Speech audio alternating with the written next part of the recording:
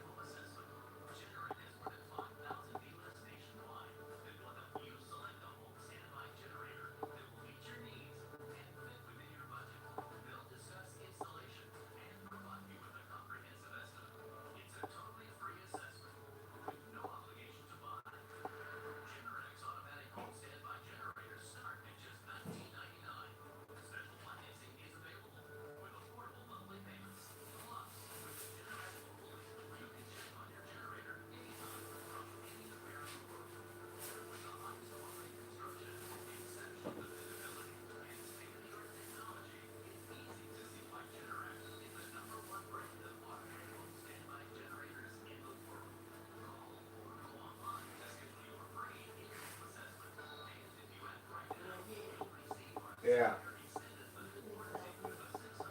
Yeah.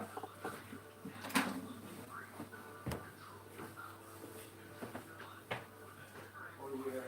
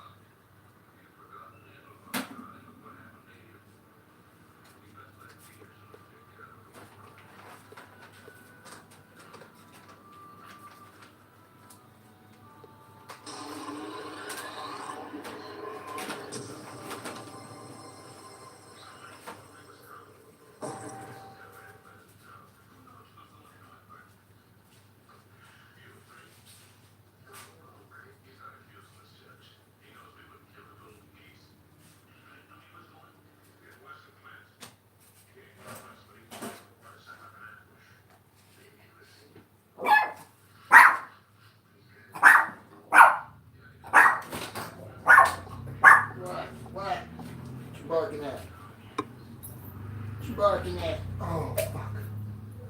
Hey, grab this fucking beer for me, man. Right, just grab the beer. Fuck. Thanks. Fucking hands are full.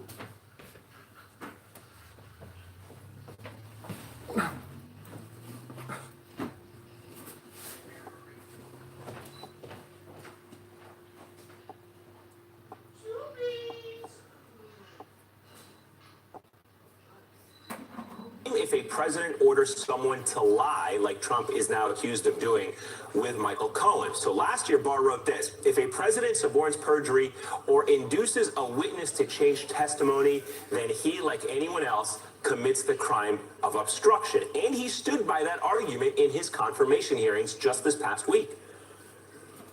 You wrote on page 1 that a president persuading a person to commit perjury would be obstruction. Is that right? Yes. You also said that a president or any person convincing a witness to change testimony would be obstruction. Is that right? Yes. So if there was some reason to believe that the president tried to coach somebody not to testify or testify falsely, that could be obstruction of justice. Yes. Under that, yeah, under an obstruction statute, yes. So looking back at history for a moment, encouraging witnesses to lie was featured in both the Nixon and Clinton articles of impeachment. With me now is Democratic Senator Richard Blumenthal of Connecticut, a member of the Judiciary Committee. He joins us here on set. Senator, thank you very much for making the trip down for us from Connecticut. First, let me get your reaction to all of the news today and this bombshell report from BuzzFeed. These revelations are deeply damning, and this moment could be mortally threatening to this administration, not only because of Michael Cohen, but also because of the documents. And I used to say as a prosecutor when I made summations to the jury, documents don't lie. They can go after Michael Cohen, but remember, Michael Cohen, at the time he testified to Congress, was Donald Trump's personal lawyer, his fixer. So his saying to his lawyer or fixer, shade the truth, lie to Congress, as Bill Barr has said very emphatically, is a crime. From your position on Capitol Hill, sir, have you received or seen any information that corroborates what we've heard today in that BuzzFeed reporting, that Michael Cohen was encouraged to lie? Do you have evidence to believe the president did instruct him to lie? I have no evidence to support this specific report. And if true, is one of the sayings that's been repeated. Right. But what we see here is a pattern of the president's contempt for the rule of law.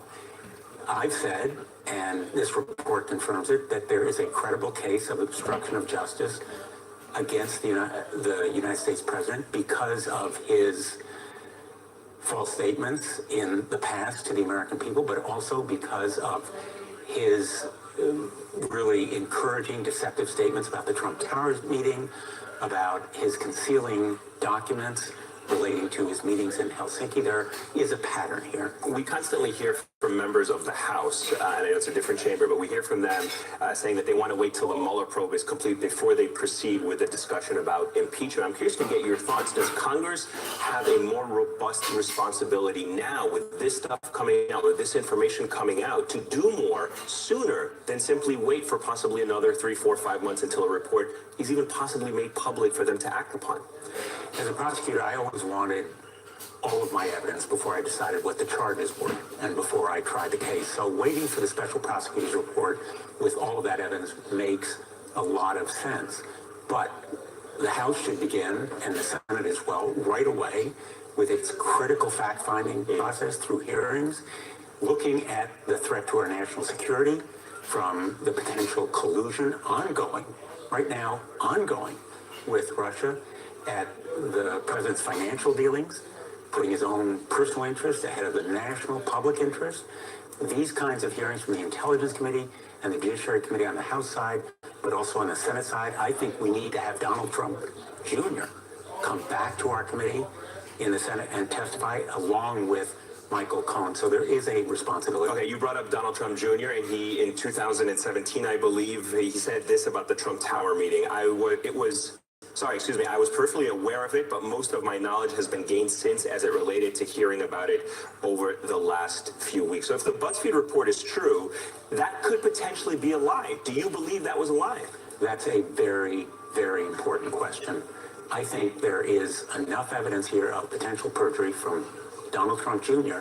to call him back to our committee, to consider criminal charges against him, and to follow the evidence and the law as to investigating him. I think there is potentially an even stronger case to be made against him right now. Criminal charges against Donald Trump Jr. if he lied, is that correct? If he lied, if he committed perjury before our committee, and I was in the room when he said to us, I was only peripherally aware. That statement, but also other statements. For example, his denying that he talked to the president about the Trump Tower meeting before or after it occurred. His saying that he was only aware about the Trump Tower project, but also his denial of talking to the president about his father.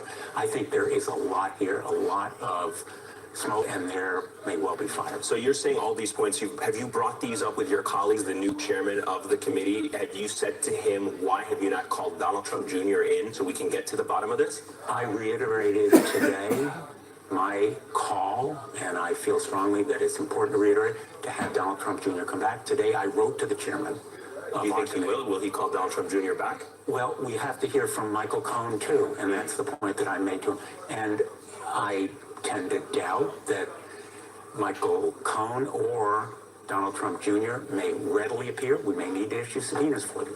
And finally, I just want to get your reaction to William Barr and his narrow definition of obstruction. How do you plan on voting on his confirmation? More importantly, what did you make of his definition about the obstruction of justice? Two key points here.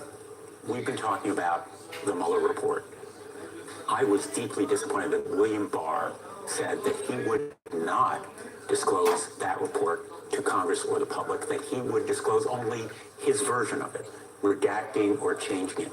And I will not vote for him unless he commits to make fully public the special counsel report to the Congress and the American people, at the very least, to explain why he has redacted or changed parts of it. The second point, William Barr, in response to my questions, said that he wasn't sure the president could be indicted. I think the president can be indicted if he has committed a crime. If he's suborned perjury or committed obstruction of justice, he is not above the law, and I think he can be indicted.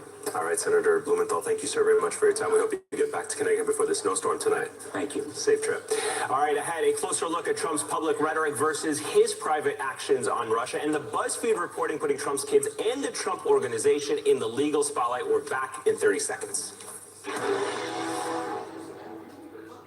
We didn't dream up a new way to find the best ramen. We never thought, you know what Mars needs? A dune buggy. We didn't decide you should be able to share your home with travelers from around the world. We're not the ones who imagined one day we'd all be streaming movies. Or whatever she's about to do. But when asked if these ideas were possible, we're the only cloud with the capabilities, experience, and know-how to make them happen. AWS is how.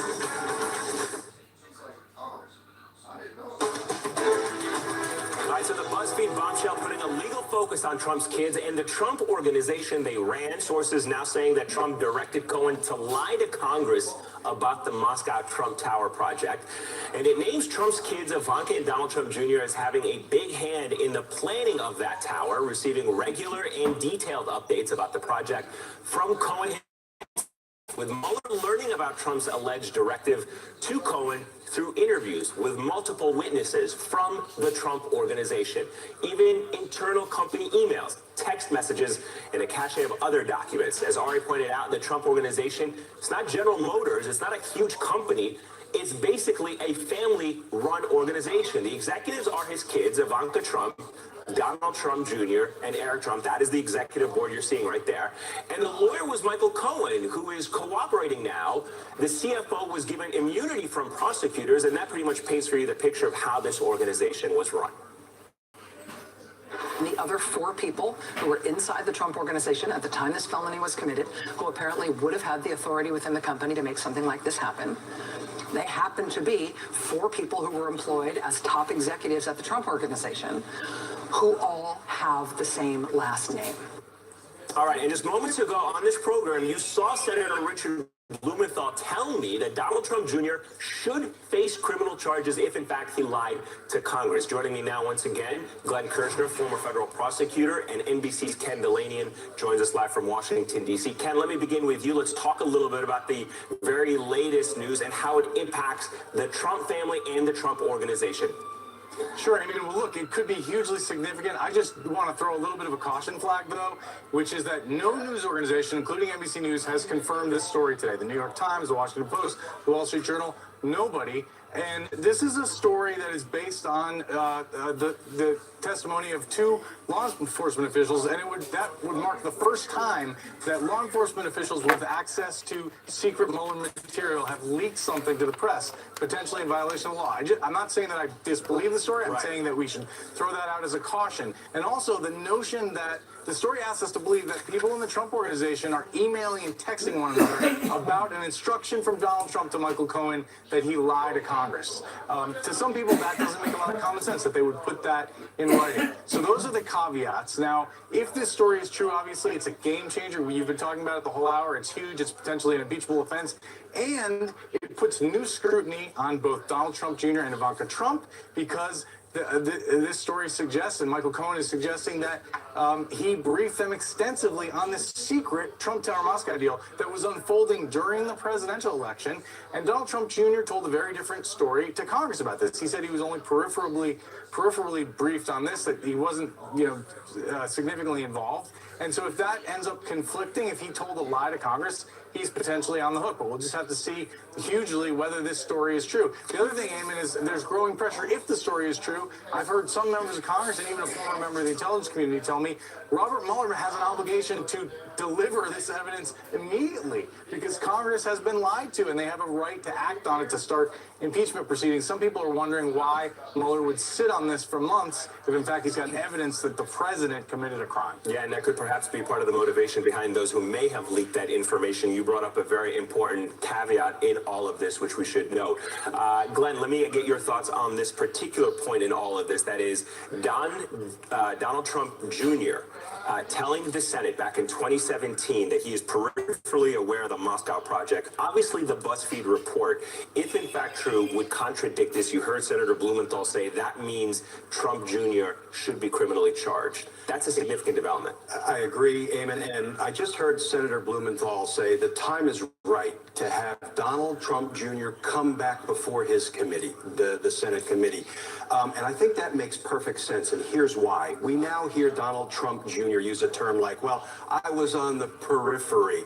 That's one of those slippery, lawyer-esque terms that gives him a lot of wiggle room.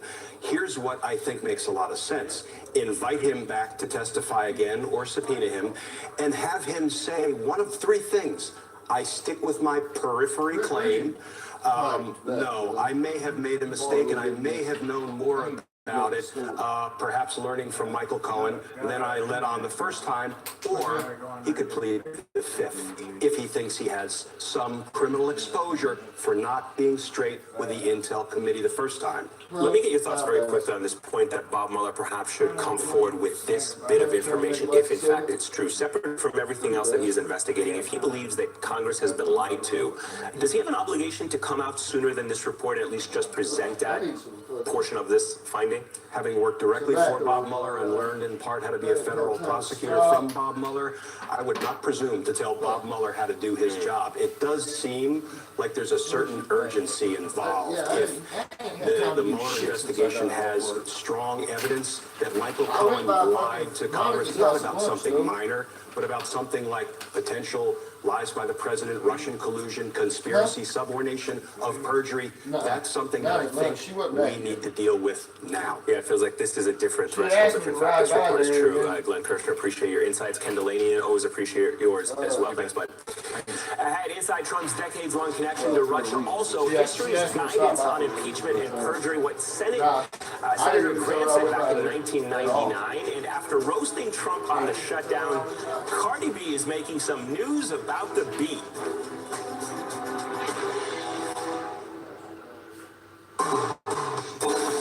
Life isn't a straight line. Things happen. Then sometimes you can find yourself heading in a new direction. But But at Fidelity, we help you prepare for the unexpected.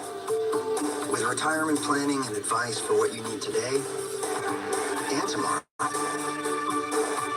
Because when you're with Fidelity, a partner who makes sure every step is clear, there's nothing to stop you from moving forward. Your brain changes as you get older, but Prevagen helps your brain with an ingredient originally discovered in jellyfish. In clinical trials, Prevagen has been shown to improve short-term memory. Prevagen, healthier brain, better life. Green Book is the feel-good movie that's the winner of 3 Golden Globes. That was a good time.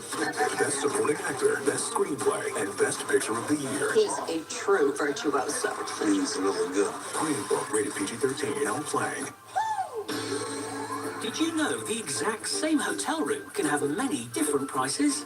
It all depends on where you look. Wait, you paid how much? Oh dear. This is awkward. That's why TripAdvisor checks over 200 booking sites to find you a great price on the hotel you want, so you don't end up overpaying for your room. No offense. Find the right hotel room for the right price. Read reviews, check hotel prices, book things to do. TripAdvisor. Roman, for the first time ever, you can get ED meds prescribed online, shipped discreetly to your door. No more waiting rooms, offer talks, or lines at the pharmacy. Get started with your free online visit at GetRoman.com/TV. Burgers, donuts, niçoise salad. Delivering from over 95,000 restaurants nationwide. If you want it all, you can get it all. Grubhub. Restaurants you love delivered. Duncan just protected his family with a $500,000 life insurance policy. How much do you think it cost him? $100 a month? $75? $50? Actually, Duncan got his $500,000 for under $28 a month. Less than $1 a day. His secret? SelectQuote. In just minutes, a SelectQuote agent will comparison shop nearly a dozen highly rated life insurance companies and give you a choice of your 5 best rates. Duncan's wife, Cassie, got a $750,000 policy for under $23 a month. Give your family the security it needs at a price you can afford. Since 1985, SelectQuote has saved over 1 million families millions of dollars on life insurance. Call now, 800-852-9314, or visit SelectQuote.com. Discover what over 1 million families know now. We shop, you save.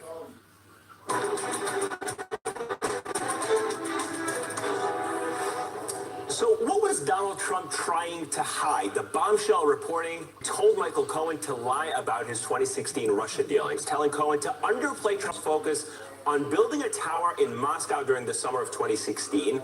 It is a period that has invited deep scrutiny. Observers long wondering why Trump, at the height of the campaign for president, kept praising a longtime American adversary. There's nothing wrong with not fighting everybody, having Russia where we have a good relationship. If we get along with Russia, that's very good. And improved relations with Russia is possible, absolutely possible. If we can make a great deal for our country and get along with Russia, that would be a tremendous thing. I know Russia well. I had a major event in Russia. They want to be friendly with the United States.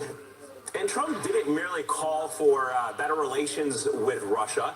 During that same period, he specifically defended and even praised Russian President Vladimir Putin. I think I'd have a good relationship with Putin. He called me a genius. I'm going to disavow it. Are you crazy? It might be bad. He might be good. But he's a strong leader. Putin says very nice things about me. I think that's very nice. It has no effect on me other than I think it's very nice. He's been very nice to me. Trump carrying his same oddly warm stance towards Russia well into the Oval Office. In fact, just this week, the New York Times revealing that behind closed doors, President Trump repeatedly urged for a NATO withdrawal.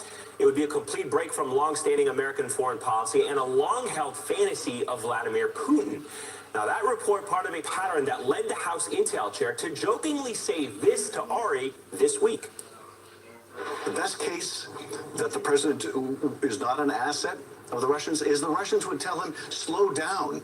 You're too obvious. They're going to be onto you. The reality is his policies have been so pro-Russian and so destructive of our alliances. If that explanation is compromised, it needs to be exposed.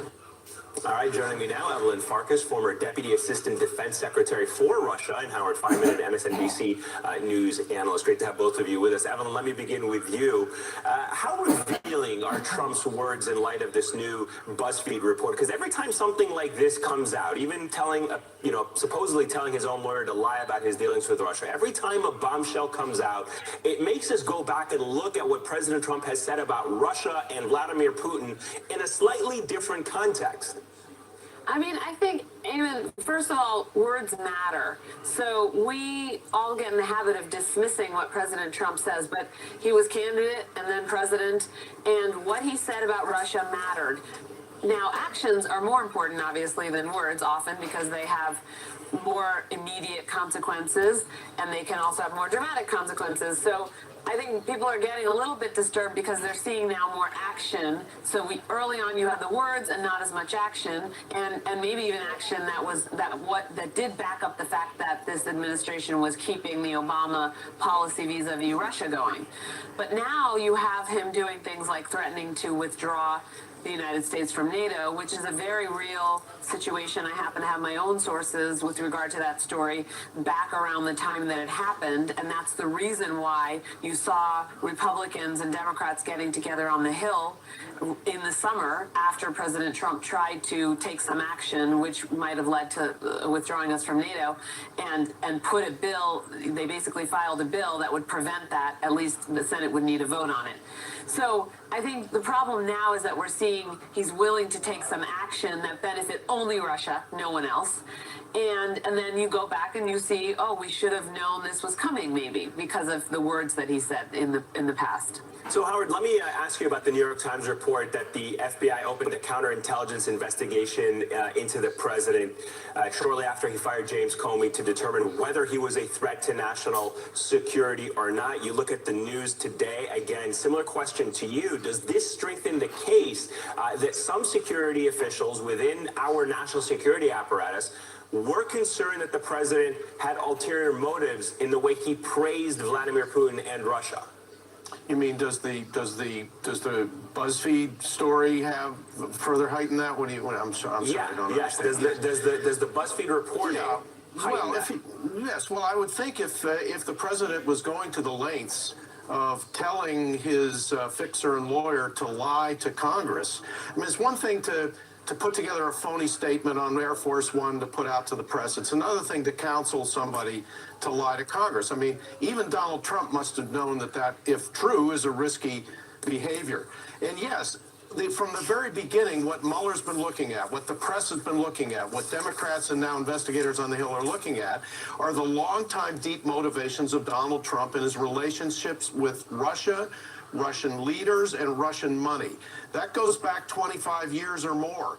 Don't forget that Robert Mueller, when he put together his team initially, hired a lot of people who were experts in money laundering and movements of money across borders.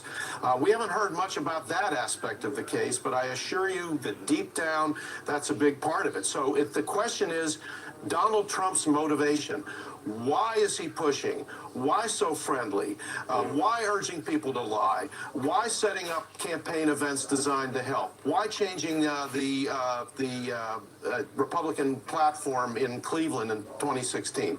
And so, yes, they're all related. This is all of a piece. As for in impeachment specifically, yes, if this BuzzFeed story is correct, and by the way, I talked to Ben Smith, the editor of BuzzFeed, just minutes ago. They not only stand by the story, but they say they have sources that are out of the usual that are going to be difficult for other people to check, but they're very solid about the story.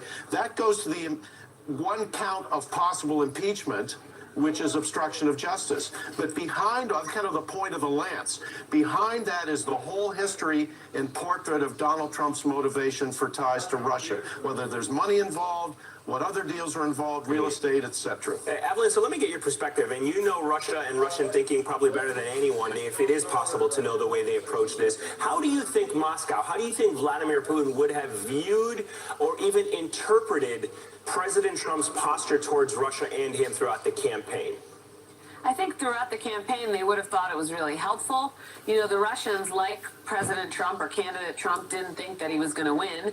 They merely wanted to weaken the soon-to-be, what they thought would be soon-to-be President Clinton. So they were trying to make it difficult for her and trying to throw chaos into our democracy.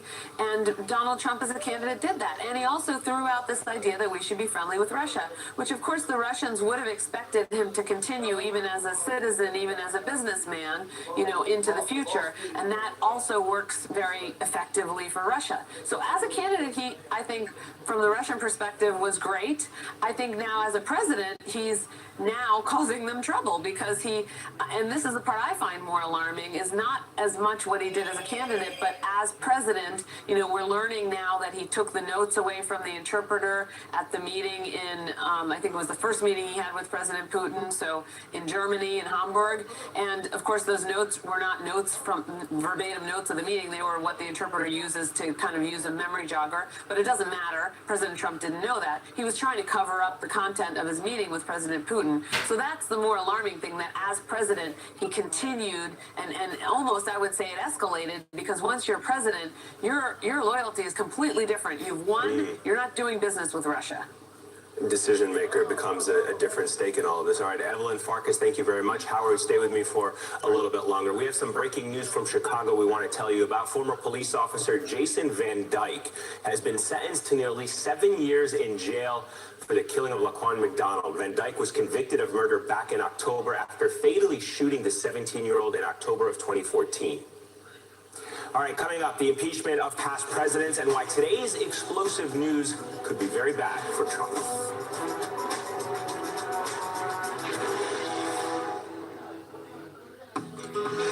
After months of wearing only a tiger costume, we're finally going on the trip I've been promising.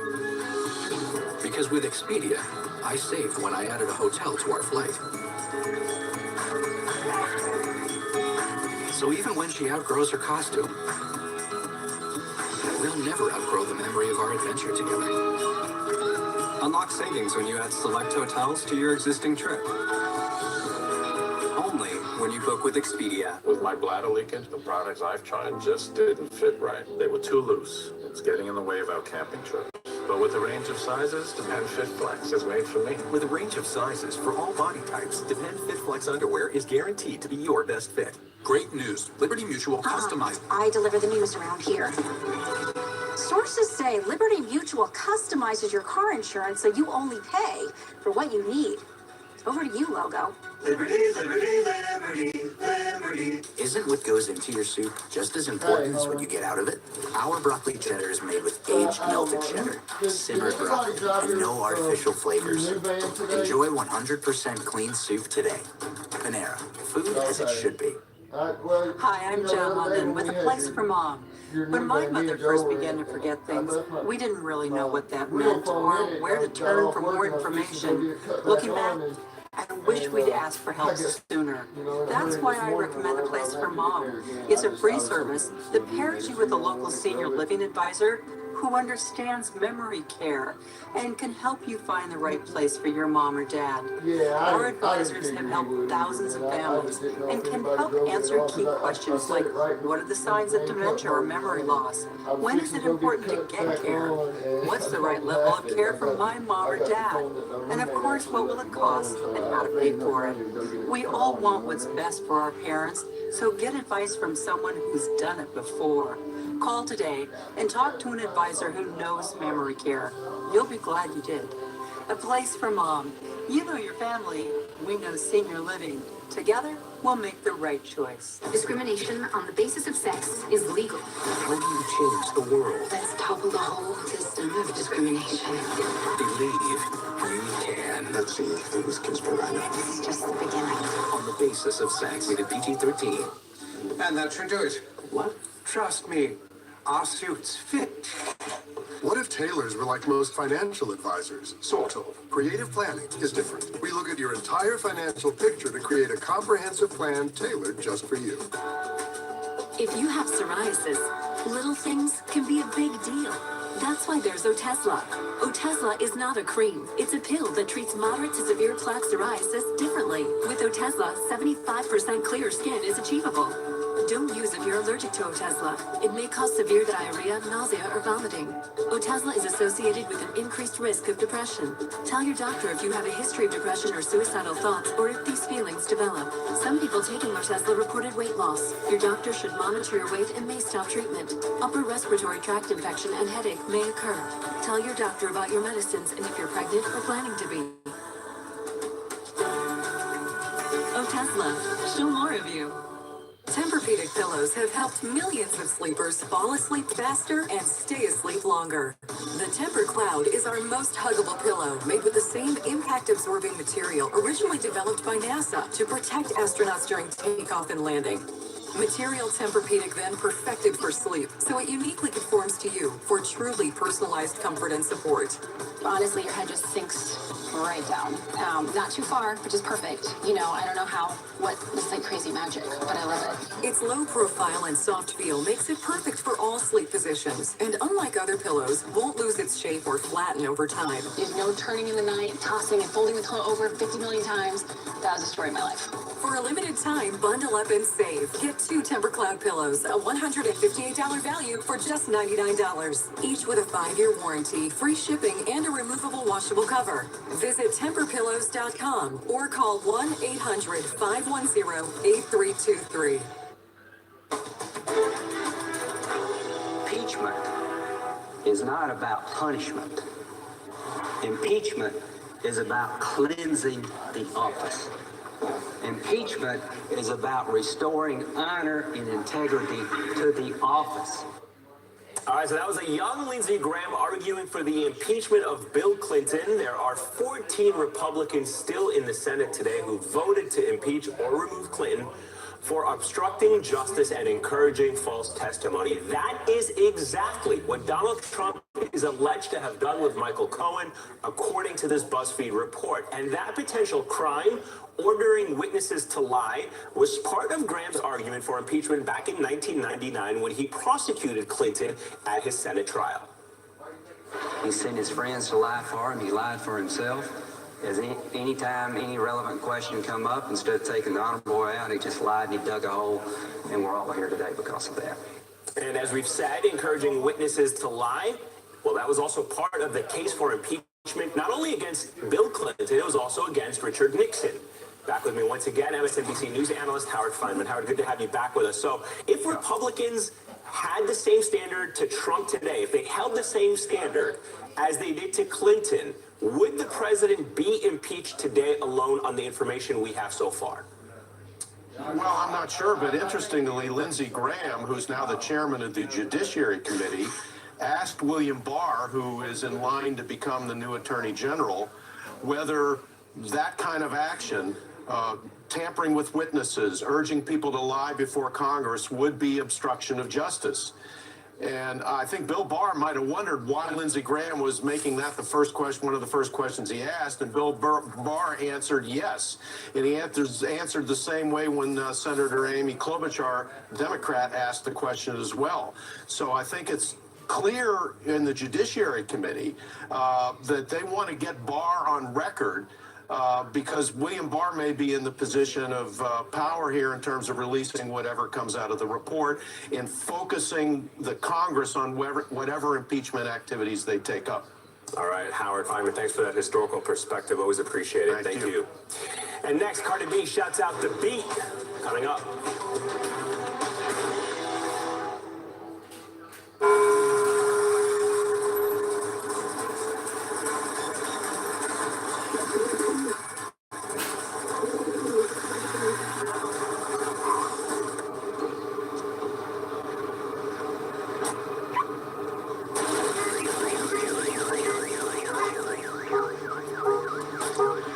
Parking splat.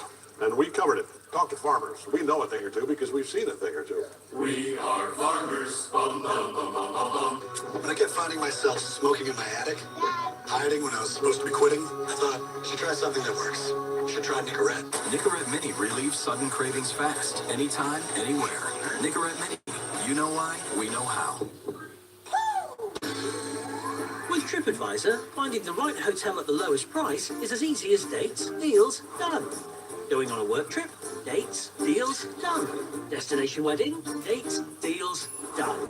Because with TripAdvisor, all you have to do is enter the dates of your stay and we'll take care of the rest. Searching over 200 booking sites to find you the best deal. It's as easy as dates, deals, you know the rest. Read reviews, check hotel prices, book things to do. TripAdvisor. 1 hour pickup order? Got it. We're out of ink and I have a big meeting today. And 2 boxes of Twizzlers. Yeah, for the team. The team? Go team. Order online, pick up in an hour, and now get 20% off with coupon at Office Depot Office Max. Do your asthma symptoms ever hold you back? About 50% of people with severe asthma have too many cells called eosinophils in their lungs. Eosinophils are a key cause of severe asthma. Fasenra is designed to target and remove these cells. Fasenra is an add-on injection for people 12 and up with asthma driven by eosinophils. Fasenra is not a rescue medicine or for other eosinophilic conditions. Fasenra is proven to help prevent severe asthma attacks, improve breathing, and can lower oral steroid use. Fasenra may cause allergic reactions. Get help right away if you have swelling of your face, mouth, and tongue or trouble breathing. Don't stop your asthma treatments unless your doctor tells you to. Tell your doctor if you have a parasitic infection or your asthma worsens. Headache and sore throat may occur. Haven't you missed enough? Ask an asthma specialist about Fasenra. If you can't afford your medication, AstraZeneca may be able to help. Come here, babe. Nasty nighttime heartburn? Try Alka-Seltzer PM gummies, the only fast, powerful heartburn relief plus melatonin so you can fall asleep quickly. Oh, what a relief it is. To be nobody but yourself in a world which is doing its best to make you everybody else means to fight the hardest battle which any human being can fight and never stop. I'm using Does this sound dismal? It isn't. It's the most wonderful life on earth.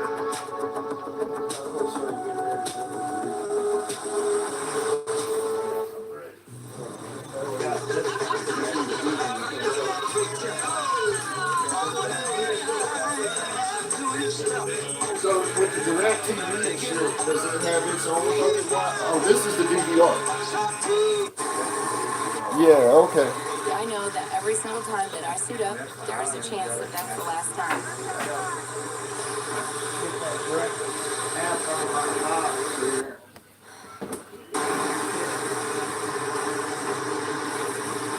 300 miles an hour, that's where I feel normal. I might be crazy, but I'm not stupid. Having an annuity tells me my retirement is protected. Annuities can provide protected income for life. Learn more at retireyourrisk.org. A very busy news day. Today's high-stakes confrontation. Let's go live to the border where our colleagues... Exclusive video. The country's top intelligence officials testify. NBC News gets an exclusive look inside here at the nation's capital. There's now an open investigation. Western New reporting today on this. This is the deadliest shoot. The Supreme Court upheld the revised version of This new report comes amid a staggering amount of news. Breaking news tonight exclusively here. NBC News was first out with this scoop It's been an extraordinary night watching these two. So, a lot to talk about. All right, so last night on The Beat, Ari talked shutdown with a former senator and, of course, Cardi B. Trump is now ordering, as is summoning, federal government workers to go back to work without getting paid. Our country is in a hellhole right now. She is right that I think most Americans sitting back right now saying this isn't just a problem over an issue, it's a problem of the governance of the country. Sucking on a hairbrush? There, the senator saying Cardi B is right. Well, Cardi actually picked up on this segment, posting it on her Instagram to her nearly 4 million followers.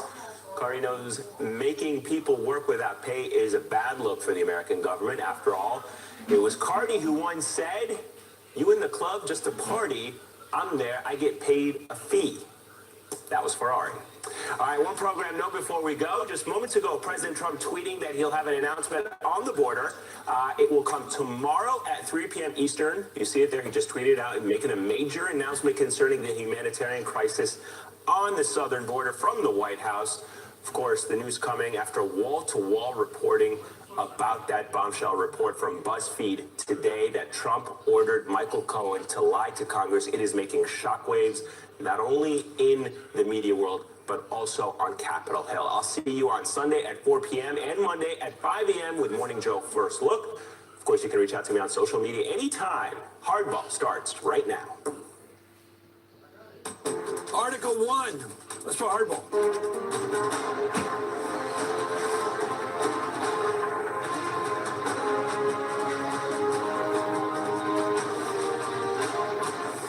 Good evening, I'm Chris Matthews in Washington. Article 1 to impeach Richard Nixon was that the president counseled witnesses to provide false or misleading statements. That was 1974. Tonight, there's new reporting that President Donald J. Trump did just that. If that reporting proves true, it's corroborated evidence that President Trump did in fact commit a crime.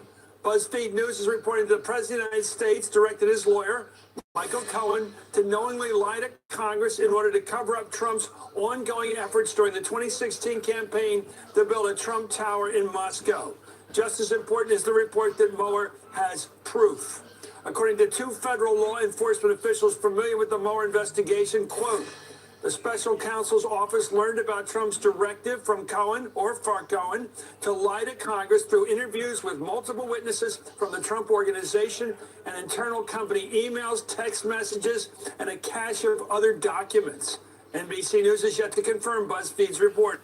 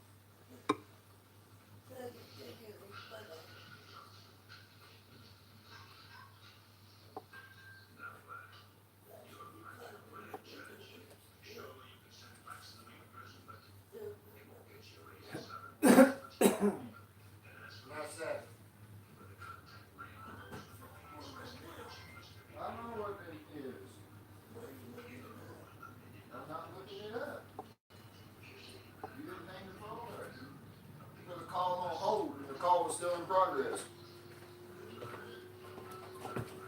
Alright, where's my fucking slogging beer? Well, I believe fucking beers, whatever.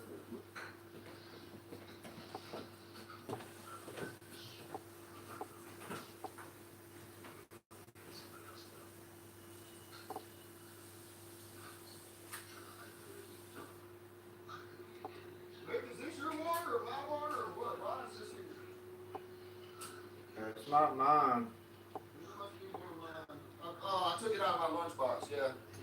This morning, I took it out of my lunchbox.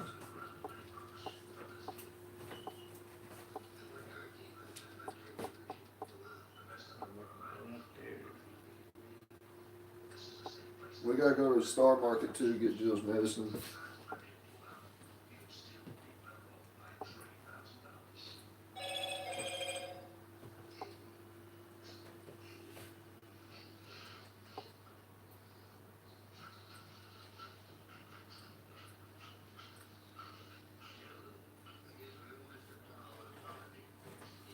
Well, my check was wrong.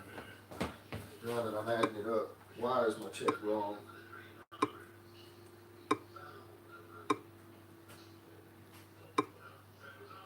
Fucking Monica, fucking stop.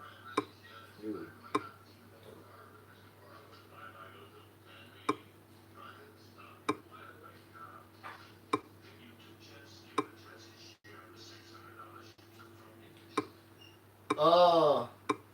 I know why my check is wrong.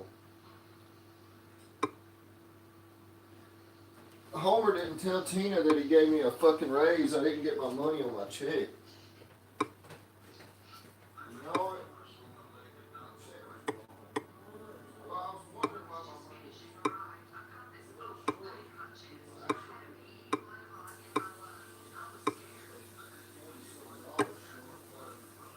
because Homer didn't tell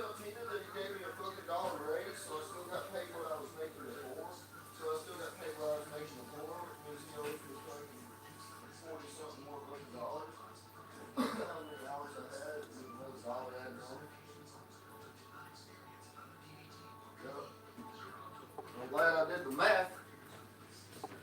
Alright, you ready? Oh, you got it now. That's fucking good. That's good too. That movie's alright. You may not like that one. Ready Player One. Back on hardball. You might not like Ready Player One. I mean, it's a pretty good movie if you ain't never seen it, but it's kind of a little bit far-fetched.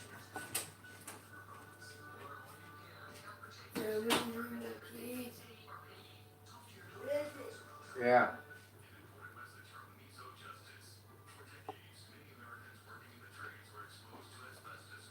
You get the keys.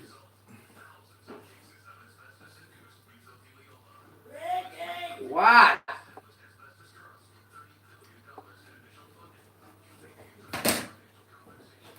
I remember doing something. What? Where you at?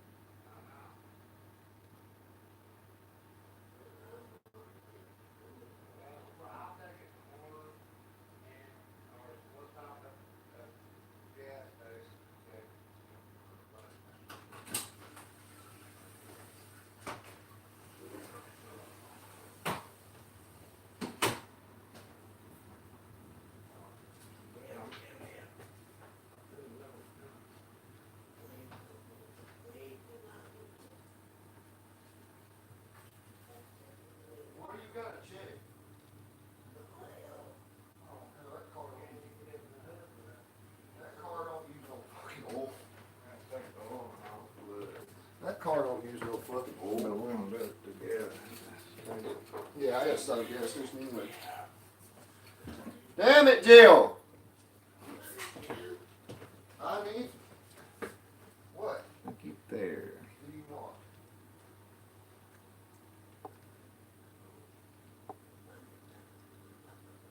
1940s where you had people who are Reds, to use an old term, like that. In other words, working for a foreign power. He's working on behalf of the Russians, yeah. Okay, as I mentioned, throughout the campaign in 2016, Donald Trump denied having any business interests in Russia. However, according to two law enforcement sources quoted in the BuzzFeed piece, Trump was actively engaged in talks on building a Trump Tower over in Moscow. The sources tell BuzzFeed that Trump had, quote, at least 10 face-to-face meetings with Michael Cohen about the Moscow deal during the campaign, and told Cohen to make a meeting with Putin happen in order to help his negotiations. The president wanted to meet with Putin. It's mesmerizing, Shannon. During the presidential campaign, this guy wants to be seen sitting down to do business with a man most people Americans see as an adversary. Well, it can speak to the fact that he never thought he was going to win. Right. That he was a businessman. Well, this wouldn't have running helped. A business. Well, right. He was a businessman running a business. Russians buy up his apartments in the United States. They have been talking for years about doing a Trump Tower in Moscow. This is not something they cooked up all of a sudden. Had he lost, would the Trump organization still want to do a Trump Tower in Moscow? Probably. Would Russians still be buying Trump apartments? So if he's on the campaign trail attacking Russia, what does that do then when he's not president and he has to do business with Russia as a businessman? I think it kind of shows the mindset that he had at the time. Let me go to Donnie on this, because a lot of my friends on the left, and I deal with a lot of people on the left, they have a sense of the pettiness of Donald Trump. Not just they don't like the guy, they don't like his policies, they think he's petty. They think he does everything for money. That everything in the campaign was basically a PR campaign to build up his business potential. When he loses, that it was all about that Trump Tower. Everything about being Russian, pro-Russian, wasn't about a grand deal, which I'd imagine. Maybe I'm a romantic. That it would be some deal East-West against the South, against the terrorists in the Middle East. Where are you on that question? Is he always interested in money day to day? And can Michael confirm that? Donald Trump is a sleazy real estate deal. It was always about the money. Michael once said to me at the beginning of the campaign, Donald said, this is going to be the biggest infomercial that we ever did. But to the previous point, Donald did not think he was going to win. And I've always said from the beginning of this, follow the money. Donald Trump went bust in the early 90s. He could not borrow money from banks. It was coming from Russia. As you unfold this, and even once he's out of office and the U.S. attorneys continue to pick apart the Trump organization, you're going to see money laundering. You're going to see it's a criminal enterprise. People in New York knew. Look, real estate guys are kind of slippery to begin with, but he was the bottom of the barrel. And so there is nothing. Take your mind at what a criminal businessman would do. Take it as low as it can go, and that is Donald J. Trump. What was his motive for the campaign? Oh, it's very, very simple. We have two things. First of all, there's the heroin of the attention, but it is at the same time, just think about it. You run for president for 24/7 for 18 months, you're out there. And even if we go back to this Russia thing, once again, he loses. This Trump Tower, Russia, Moscow, he is 100 times more of an international figure than he ever was. You know, before The Apprentice, he was basically just a guy doing Pizza Hut commercials. And even with The Apprentice, he was basically a reality star. You run for president. You're on the national stage for 18 months. Oh, and by the way, saying some nice things about Russia, where does that open up outside of the Western world for your business? Follow the money. Wow. William Barr, President Trump's nominee for AG, was asked if it would be a crime for the president to direct someone to lie. And here's what he told the senators, Amy Klobuchar, Democrat from Minnesota, and Senator Lindsey Graham, Republican from South Carolina, in his confirmation hearing this week. You wrote on page 1 that a president persuading a person to commit perjury would be obstruction. Is that right? Yes. Okay. Or any person who persuades another to, yeah. Okay. You also said that a president or any person convincing a witness to change testimony would be obstruction. Is that right? Yes. Okay. And on page 2, you said that a president deliberately impairing the integrity or availability of evidence would be an obstruction. Is that correct? Yes. Okay. So if there was some reason to believe that the president tried to coach somebody not to testify or testify falsely, that could be obstruction of justice. Yes, under that, yeah, under an obstruction statute, yes. What do we make of that, Chuck? I mean, there's this guy saying if he does this, if BuzzFeed's right with this story, he's a criminal. There's no other answer, and this is straightforward criminal law. There are complicated questions about a president's authority maybe to pardon someone or to fire someone, and whether that can be a crime. Suborning perjury? No, that's easy. That's a crime. No question. It's the only answer he could give. So, Congressman. Yeah, and also the evidence that he did this, Chuck was talking about corroboration. It is independently confirmed by evidence that we had in our Intelligence Committee investigation that he told Hope Hicks at times to lie for him. And what he did with James Comey saying, can you make this case go away? This is just the way the guy acts. And your question about is he an agent for Russia, we should not assume that he is faithful only to Russia. I think there are other countries that he has business dealings with that he would work on behalf of, like the Saudis. I'm just trying to figure out, listening to Donnie, if it's me that moved this guy, and he's going to make $300 million on the tower over there, and he's going to give him the top of the best room to penthouse to Putin. Talk about entanglement.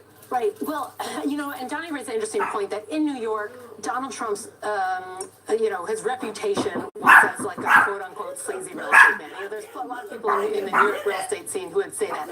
Prosecutors in New York knew that too. For years and years and years, Donald Trump was a big fish. He was someone that they knew had questionable history with business. They never got to him. Now they have an in. They never really had an in before. So you could argue that now, through Michael Cohen, through these payments to Stormy Daniels, it's given them potentially an in to dig into this organization that they wanted to go into. Donnie, it's great to have you on the show. I've watched all the other shows, so I'm going to take advantage of you being here. Tell me about Donald Trump. If he gets impeached but not convicted, say that happens. That's very likely. Donald Trump. What's he going to do? Is he going to run for re-election? Is he going to form a government exile? This is the scary part. This is where it ends. He's going to tell people to take the streets. That's his last move. He owns 50, 60 million, how many voters, whatever that 30%. He's going to say they're trying to take your president away. Don't let them do it. We're going to the streets. We're going to create a civil war, and then take it one step further than that. Then he's going to monetize it and say, and I'm starting the Trump Revolutionary Network. You can join for $6 a month subscription. So he's not going to form a third party or something like that. He's not. Well, I think what he'll say, he will say, I have more power outside the government now. Your government is fully, this is the deep state. I am starting the Trump Revolutionary Party. I don't need to run for office. We're not even going to run for office again. And I'm going to have my megaphone. Follow me down the street. My first rally is in Arkansas. Yeah. We are heading to a civil war. Do whatever we think this man is capable of. To find a way of taking Speaker Pelosi's denial of him from the podium on the scheduled night of the State of the Union and say the deep state's running this country with the Democrats. They're the enemy. I'm not the government. I'm still in opposition. I'm the good guy. I can see him twisting it that way. Boy, that's a scary prognosis you're giving us, Donnie, but thanks for coming on.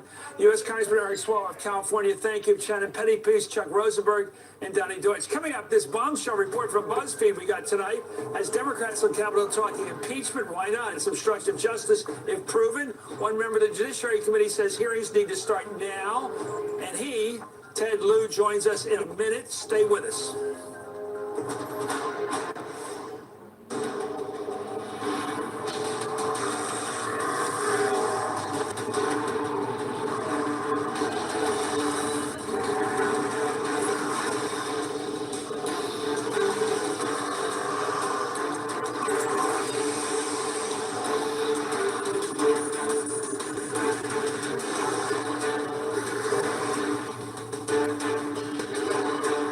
Land Rover, above and beyond. With Expedia, I saved when I added a hotel to our flat.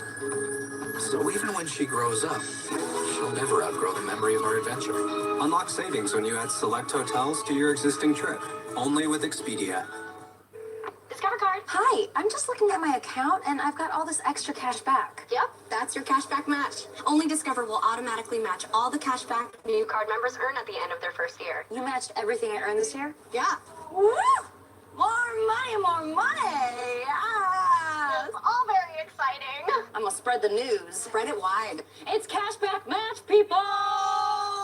You know that. You all work here. New card members get a $1-for-$1 match at the end of their first year, only from Discover. Before discovering Nexium 24-hour to treat her frequent heartburn, Marie could only imagine enjoying freshly squeezed orange juice. Now, no fruit is forbidden. Nexium 24-hour stops acid before it starts for all day, all night protection. Can you imagine 24 hours without heartburn? This is Charlie. Hi. This is Charlie's truck, Hank. Together, they're Charlie's Landscaping. 5 years counting. Charlie knows plants, but not much about hiring people to plant them. Rules, rules, rules. So she counts on LegalZoom for help with a lot of the legal stuff that's part of running a business. I have a legal question. They have a legal answer. She means we helped her incorporate and learn the ins and outs of hiring help. So Charlie and Hank can get back to beautifying yards. Somebody needs to. This is Charlie's dream job, and this is where life meets legal. I'm all about my bed. This mattress is dangerously comfortable. When I get in, I literally say, ah. Meet the Lisa mattress. A better place to sleep. This bed hugs my body. I'm now a morning person. The Lisa mattress is designed to provide strong support, relieve pressure, and optimize airflow to keep you cool. Hello, bed of my dreams. Order online. We'll build it, box it, and ship it to your door for you to enjoy. Sleep on it for up to 100 nights and love it, or you'll get a full refund. Returns are free and easy. I love my Lisa. Today is gonna be great. Find out why so many people love the Lisa mattress. Then try it in your own home. Order now and save big. For a limited time, get $150 off and free shipping too. Just go to buylisa.com today. You need this bed.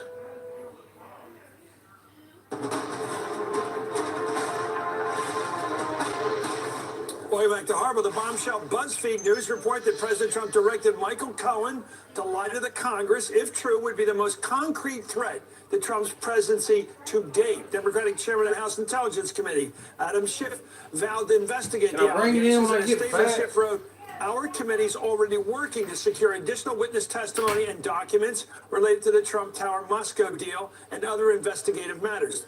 The chairman of the House Judiciary Committee, Jerry Nadler of New York, issued a similar call.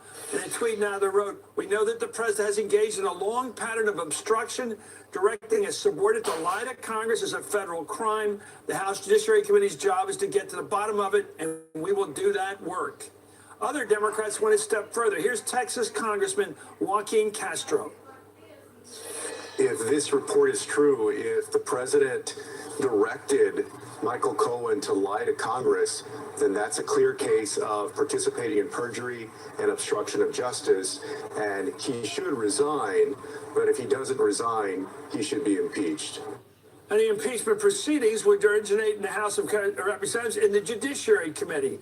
By the way, in May of 1974, that committee, Judiciary, began hearings into the impeachment of Richard Nixon, passing the first article of impeachment on July 27th, citing obstruction of justice. I'm joined now by Congressman Ted Lieu, Democrat from California, and a member of the House Judiciary Committee. Congressman, I'm sure you've looked back at the record and the language of obstruction of justice, tampering with witnesses, counseling them to lie to anyone, the Congress or the federal judiciary, is a crime and apparently impeachable. Your thoughts?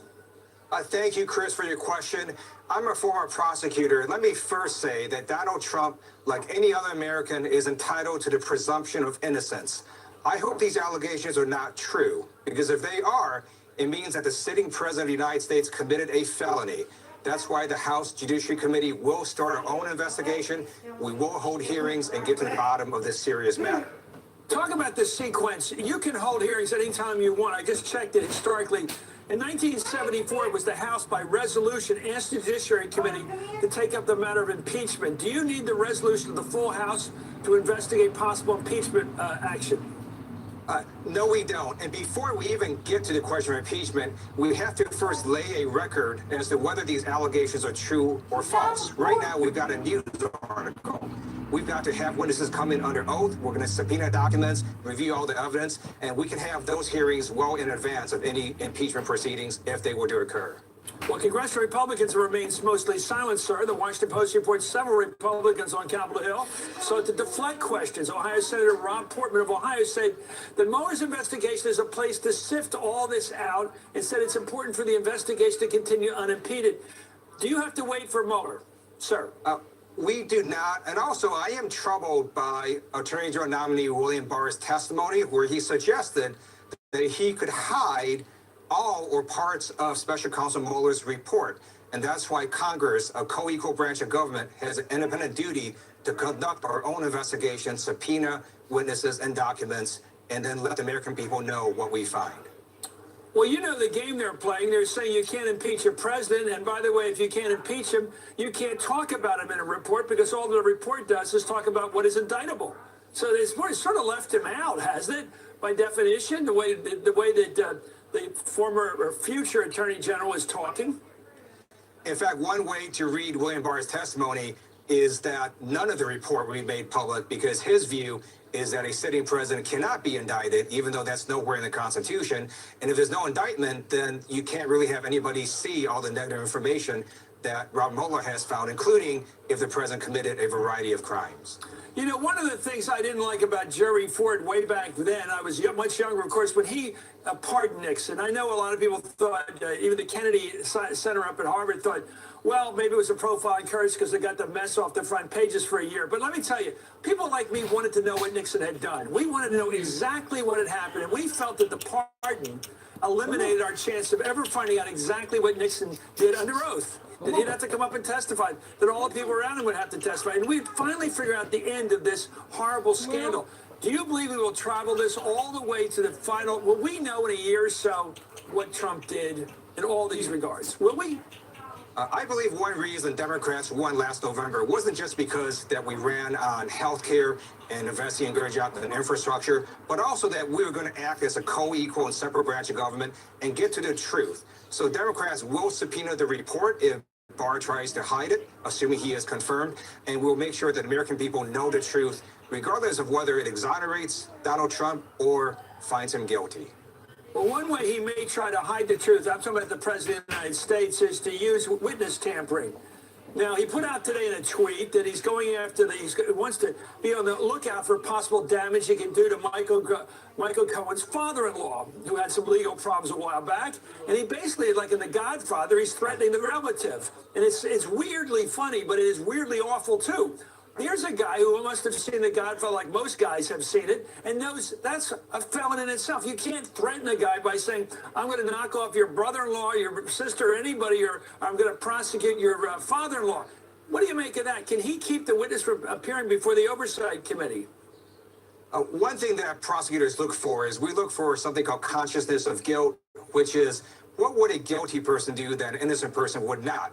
So Donald Trump has had a lot of time now to respond to these allegations, and has he denied them personally? No, he has not. Instead, he tries to intimidate the key witness behind these allegations, and that is, in and of itself, a possible felony. Lanny Davis, Michael Cohen's attorney, clearly believes that Donald Trump is trying to intimidate Michael Cohen. And just because the president does it so brazenly doesn't mean that it also is not a crime. Thank you so much for leading into our next segment. Thank you, Congressman Ted Lieu of California. We're going to talk about that very question coming up right now.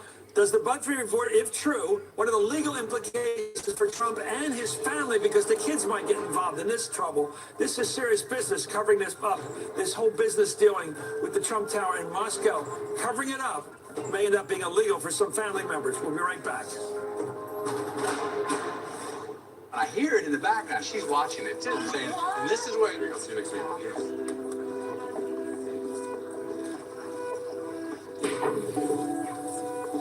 I've never seen that before.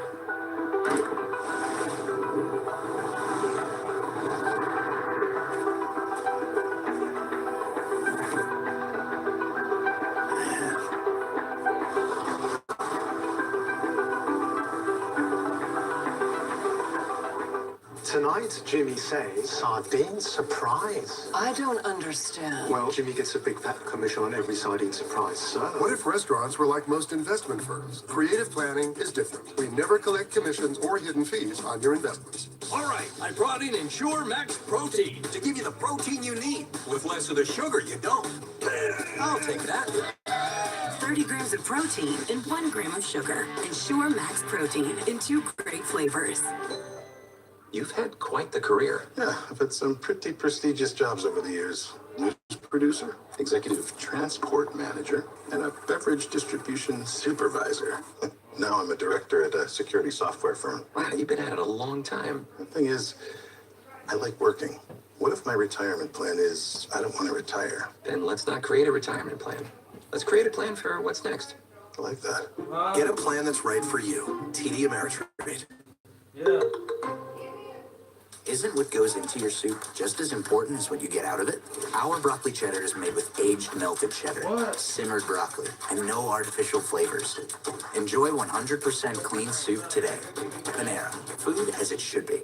I was really happy. Something had to change. From a top diet, 9 years straight, comes Rapid Results by Jenny Craig. Our most effective plan ever. And you can start today with chef-crafted food you'll love. You do get to enjoy lots of food, and you'll lose weight. Get one-on-one support from a weight loss expert. I had somebody who was motivating me and challenging me. I got a plan, I got food. I don't have to think. Get on the program and make it happen. Lose 16 pounds for $16 plus the cost of food. And get $120 in free food and free shipping. My digestive system used to make me feel sluggish, but now I take Metamucil every day.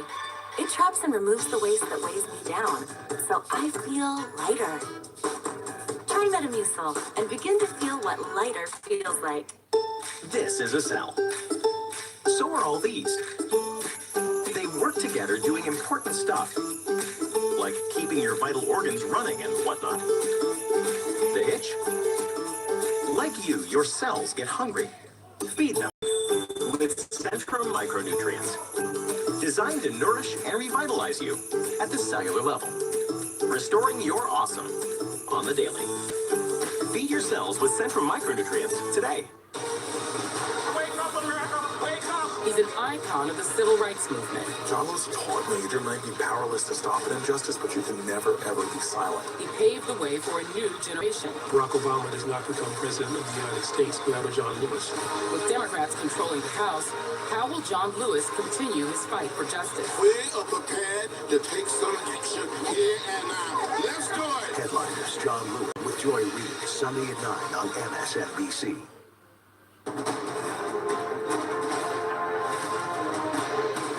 Welcome back to Harbor. While campaigning for president in 2016, Donald Trump was also trying to cut a deal to build a Trump Tower over in Moscow. He was also publicly praising Vladimir Putin, not by coincidence, and promising a better relationship with Russia. I would get along with Russia, and I'll get along with Putin. He will respect us. That's what we want. We're not looking for trouble. I believe we will have a very good relationship with Russia. I believe that I will have a very good relationship with Putin. I don't like the way Obama treats Putin. The person that kills journalists, political opponents, and invades countries. And invades countries. Obviously, that would be a concern, would it not? He's running this country, and at least he's a leader, unlike what we have in this country. I think Putin's been a very strong leader for Russia, but he's been a lot stronger than our leader, that I can tell you. Wouldn't it be nice if actually we could get along with Russia? All the time, he's trying to get in cahoots with Putin to build that hotel. Now, according to the report from BuzzFeed News, it appears the president directed his longtime fixer, Michael Cohen, to lie to Congress about those negotiations for the potential Trump Tower in Russia. What are the potential legal ramifications of all that? I'm joined by Kim Whaley, a former assistant U.S. attorney, and Greg Brown, former FBI senior official. So in that order, what does this mean legally? Where is it going? The question of that suborning perjury, well, I mean, legally it is a crime. It's a straight up crime. It's not one that requires climbing into someone's head like obstruction of justice to determine what he was thinking. So it's something that can be easily proven. The bigger question is whether Mueller would actually indict the president. And I think at this point, the answer has to be no in that regard. Why? And so, well, because we've got... Oh, you can't indict him. Well, I think you probably could as a constitutional matter. I teach constitutional law, but I think we have that OLC memo. I think Barr made it really clear. He's a rule of law guy. He's going to... Well, here's the conundrum. I was raising this before with a member of Congress, Ted Lieu, a member of the judiciary. What happens if whether Mueller believes all that, what you just said? He said, I can't indict a president. Okay, that's sort of the way it is. But there's also this other sort of orthodoxy out there. If you can't indict somebody, shut up about it. Therefore, he doesn't say anything in his report about Trump's behavior in regard to all this mess. Well, the report, I worked on Whitewater, and there was this, under the statute, you had to, Ken had to produce a very long report. That's not the case under these regulations. There is no report. Well, it's possible, in other words, the members of Congress who got impeachment on their mind, Greg, will not have any information from Mueller by that theory. Well, any information. The good news for the president potentially is because of the OLC opinions Kim referenced, a sitting president cannot be indicted. The bad news is that unlike any other target of an investigation, who, if not indicted, Congress doesn't care about, Congress will care a lot about finding out what Mueller found, even if he felt he couldn't indict the president. And how would they find that? Well, they get it. They're likely going to simply demand the report, the confidential report that the special counsel gives to the attorney general, and perhaps even call Robert Mueller up to testify. How about William Barr, the new AG, next AG? Can he stop all this and kill the whole thing? It sounds like he's keeping that option. He was non-committal in the hearing, to be sure, and I wouldn't expect him to make a commitment at this point. Okay. Well, he said he'd let him finish. He said he'd let him finish the investigation. And that's true. And he could actually amend the regulations. These are internal DOJ regulations. It's not a statute. He said in the testimony we just showed that he believes this is obstruction. This is illegal. What he just saw there. Yeah. Supporting perjury. Right. I mean, it's a straight. You can't. And this is a core constitutional power of Congress to investigate. That's part of its legislative power. And so here we've got the president of the United States potentially telling someone to lie to a coordinate branch of government. I've thought a lot about this, and I think even despite the OLC memorandum, despite all of this, if this were ever to get up before the Supreme Court of the United States, I used to work with Brett Kavanaugh, I think it would be very difficult for them to say, listen, we're all boxed in. There's no way that Congress can get this information. There's no way that the executive branch can prosecute. I think there would have to be, just like executive privilege, for example, there'd have to be a sense of balance here. That we've got to the figure Supreme out. Court follows the election returns, basically, the old line. They know how much the public wants to know what happened. Well, they're institutionalists. The framers wanted a checks and balances, and if we've got a situation where it's a checkmate, there's no place to actually make this public, it's a problem. Criminal motive here, Greg. Why did the president tell, if he did, according to this report, he did, tell Michael Cohen, his lawyer fixer, to lie about his business dealings in Russia? They're not illegal. They looked unsavory that he's doing this during a presidential campaign, but I think a couple reasons. Unsavory, as you point out, and we don't know that they're not illegal. There could have been Foreign Corrupt Practices Act violations being committed. We just don't know enough yet. There clearly was a reason that, if the reporting is true, that the president didn't want the Congress and the public to know the true extent of his dealings in Russia. I can think of why politically he wanted us to know, because all the time he's blowing kisses over to Moscow, to Putin, it might begin to look like the reason he's doing that is to warm up a business deal. Well, I mean, he signed his letter of intent. There's signatures on the letter of intent the day that there was a Republican debate for the presidential debate, and then we had all of the clips you're showing pro-Putin, pro-Putin, pro-Putin, and it stopped around the time of the Trump Tower deal in Moscow when the DNC's people made the hacking public. You guys use the word exposure in criminal law. Here's one. According to BuzzFeed, the president's son, Don Jr., received regular detailed updates about the Trump Tower Moscow plan from Michael Cohen. But in his testimony to the Senate Judiciary Committee, the young Don Jr. said he knew very little about the deal, was only peripherally aware about it, Greg. Yeah, I think is he in trouble in this? Potentially. The key to all of this, I think, is whether or not the reporting is correct in that there's actual corroborating evidence. It's not just Michael Cohen's testimony, but there are other witnesses, perhaps documentary evidence, that corroborate what Michael Cohen apparently will say to Congress. But what about the kid?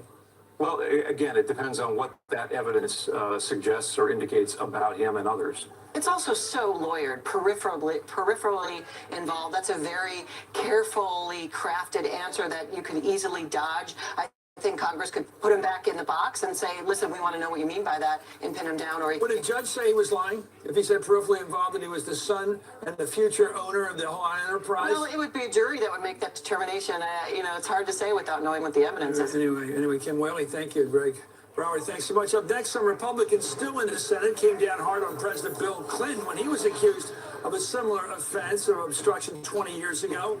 Will they be just as hard on President Trump if this BuzzFeed report is true? Isn't it wonderful to catch people like Mitch McConnell and Lindsey Graham having to be consistent in how they treated Bill Clinton and be consistent now with the same charge? Won't be interesting to watch. You're watching Hardball. You might take something for your heart or joints, but do you take something for your brain? With an ingredient originally discovered in jellyfish, Prevagen has been shown in clinical trials to improve short-term memory. Prevagen, healthier brain, better life. Grubhub is a delivery app that lets you order any food your heart and stomach desire. So you can order this, or this, or maybe a little bit of this. Order from over 85,000 restaurants nationwide. Grubhub, restaurants you love, delivered.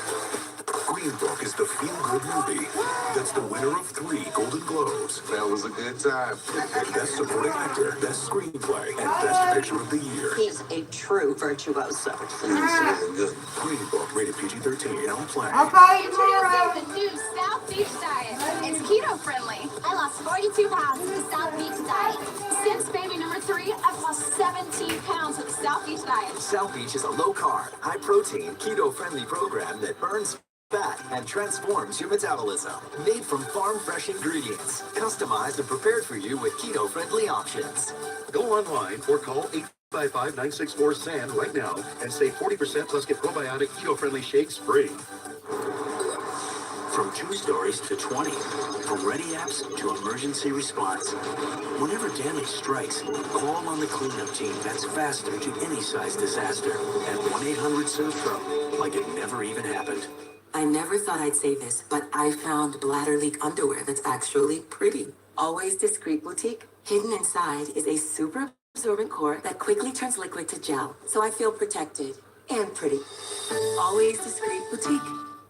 With Fidelity Wealth Management, you get straightforward advice, tailored recommendations, tax-efficient investing strategies, and a dedicated advisor to help you grow and protect your wealth.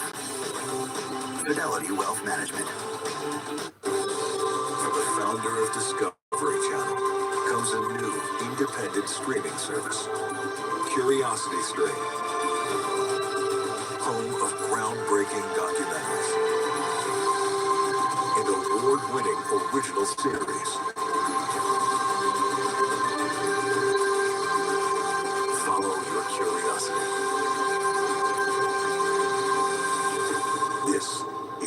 CuriosityStream. The job boards I used to use delivered tons of the wrong resumes. Those sites were, well, not smart. Then they're smart.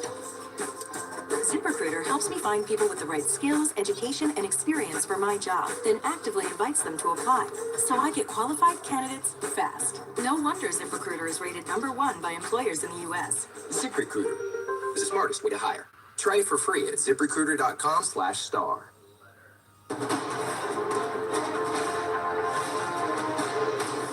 Don't cheat in a lawsuit by manipulating the testimony of others. Don't send public officials and friends to tell your lies before a federal grand jury to avoid your legal responsibilities. Impeachment is about restoring honor and integrity to the office. If you believe he's a perjurer, they obstructed justice in a civil rights lawsuit. The question is not,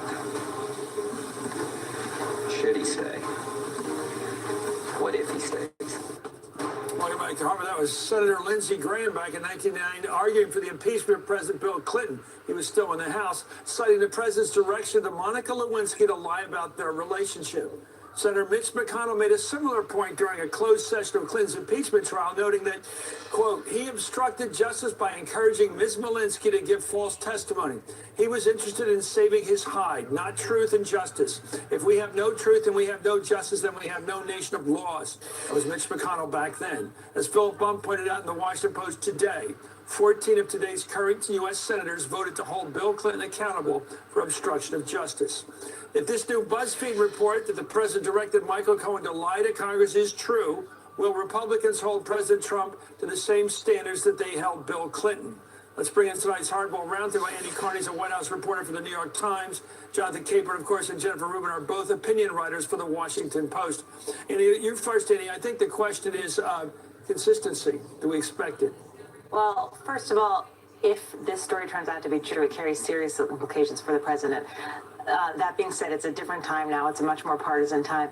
And I think politicians, Republicans and Democrats alike, have a way of being able to make a, well, that was then and this is now argument. So I think that consistency, obviously, these clips will be played a lot if they change their position. They're hypocritical now. But by nature. I see it differently now from where I sit now. That's hypocritical. Anyway, I'm sorry, you're being very nice about it, genteel, but I think they're being hypocritical. And breaking just moments ago, by the way, a spokesman for the special counsel, that's Mueller's office, just put out a statement in response to the BuzzFeed report, saying BuzzFeed's description of specific statements to the special counsel's office and characterization of documents and testimony obtained by this office regarding Mr. Cohen's congressional testimony are not accurate. Jonathan, I'm not sure how do you read that, if you read that as a complete denial of the story that Michael Cohen was told to lie to Congress by this president.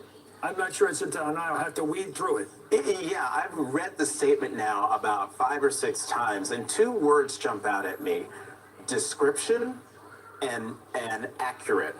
They're not saying it's false. They're saying it's not the overall false. All these flackery lines in history. Right, they're not accurate. And the description of what was said. You know, maybe I'm being overly lawyer-like and not being a lawyer. But those were 2 things that jumped out at me. And the interesting thing will be, how do the 2 BuzzFeed reporters respond? How do they report on this statement? How do they interpret? Jennifer, one question I have right off the bat is, why are they responding? Mueller responds to nada, hasn't responded to anything in a year. That is the biggest question, I think, and I can't figure out a good answer to that. Now, in addition to what Jonathan saw, what I see is a denial that these things were told to the special prosecutor's office, to this office. So perhaps they occurred, perhaps they were told to a different set of prosecutors, i.e. the Southern District, but not to this office. But why he would go to this length to deny a story when, as you say, there have been so many other misinformation, misstatements, and the special counsel has never done that. It is very hard to pierce and figure out what is going through his mind and why he would go to that extreme on this statement. Any of your thoughts? You're reporting. It just popped, so I haven't done reporting since I've been sitting right here, but this statement certainly raises more questions than it answers, especially the strangeness of the spokesman that never speaks, which is the Mueller spokesman issuing a statement. Okay, we have another party that's trying to shut up this witness, trying to shut up this whole story. His name is Donald Trump. and Godfather 2, like, he's scaring the witness into not talking by saying, I may go after your father-in-law. It does remind me of Pantangelo's brother coming back from Sicily. I'm sorry. It does, right. Great scene, by the way.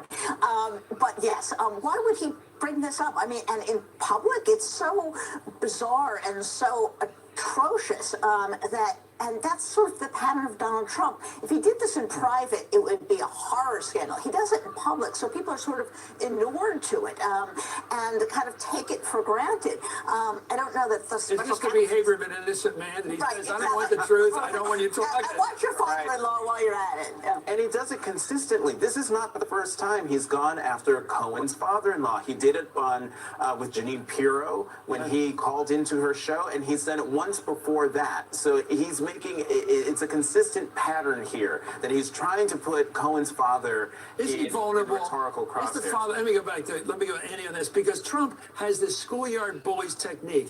If he senses anything about your look, your height, anything about you, he gets after it. You're low energy, you're little, or anything. You do whatever. In this case, he thinks Mr. Cohen's worried about his father-in-law, because that means he's worried about the marriage, he's worried about his wife, worried about the whole family, not just the father-in-law. But I thought the father's legal business was behind him many years. Yeah, it's over. I mean, you're right that Cohen is someone that Trump knows really well, so he would know if the family is a vulnerability here. He can push on that bruise. But this is, the tweets today at Cohen are kind of in line with him pushing the limit of witness tampering that he's done, and that we've seen this gray area in the past, him commanding Sessions to end the special counsel's investigation. He kind of goes right up to that line a lot in terms of, is this witness tampering, or is this just spouting off on Twitter? So this seems to be the big story of the week. I think we had a big story early in the week, but as this week goes, as so many weeks lately, every day the day gets topped the next day by a bigger story. This one, I get the feeling that this is the one that's going to drive the House Impeachment Committee. Judiciary. Barry Natter's already moving. On hearings. I mean, they're certainly going to have hearings, and I think this points to, a very important point, which is if they can find something concrete, discreet, easily explained to the American people, that will have much more power than a very complicated tale that takes lots of Russian names to explain it. So perhaps this is too good to be checked, as they say, on this story. But they're going to be looking for these discreet acts which are easily explained and which Republicans in the past have been on record on. It would be great. Let's bring Ken Delaney on that one. He's available. There he is. Ken, what do you know about this news story? Well, Chris, the special counsel's office has issued an unprecedented statement disputing a part of the BuzzFeed article. I want to read it to you. BuzzFeed's description, this is from Peter Carr, Mueller's spokesman. BuzzFeed's description of specific statements to the special counsel's office and characterization of documents and testimony obtained by this office regarding Michael Cohen's congressional testimony are not accurate. I cannot remember a statement like that coming from Mueller's office about any news report of pro or con in the history of the special counsel's office. Chris, now, let's be clear. They're not disputing the idea that Michael Cohen is testifying, is saying that Trump asked him to lie. What they're disputing is that there is all this corroborating evidence that they seized from the Trump Organization, which was a key facet of the BuzzFeed article and one of the things that lent it credibility. Is that to protect their own integrity, that they had custody of those documents, and they don't want the word to get out that somebody got to them, because that meant somebody put them out? Is that what they're really concerned about? By the way, not accurate is an old term of art for flax. It doesn't mean it's not true. It means that maybe in certain iotas it wasn't quite true. But it doesn't deny, as you say, the thrust of the article. Your thoughts? No, but it does. The flackery involved here. But they are disputing, Chris. I read this as the special counsel is disputing that they have obtained evidence from the Trump Organization, emails, documents, and testimony saying that Donald Trump asked Michael Cohen to lie. And when you think about it, that was always, I've been saying this in the air today, that is a little hard to believe that people would put that in writing, in text messages, in emails. Oh, Trump wants Cohen to lie to Congress. That's what the article suggested. That was the hardest part of it to believe. But it's also the thing, admitted liar and it's soon to be convicted felon, Chris. Thank you so much, Ken Delaney. It was available to us tonight. Thank you, sir. I have to say that this doesn't taste the story for me yet. Yeah. Not accurate is an old term of art. We all know that. Again, it opens more questions than it answers. But one thing to see is one huge story happened today. So far, it's standing out there by itself. No one else confirming it, and yet it took within hours. Democrats were calling that if this is true, the president should be impeached. Everyone. It's going to be it's a reminder of how hard it's going to be for Nancy Pelosi, who claims she wants to hold off impeachment when the Mueller report comes out. That they're ready to go, and if she wants to hold it off, it's going to be very difficult for her.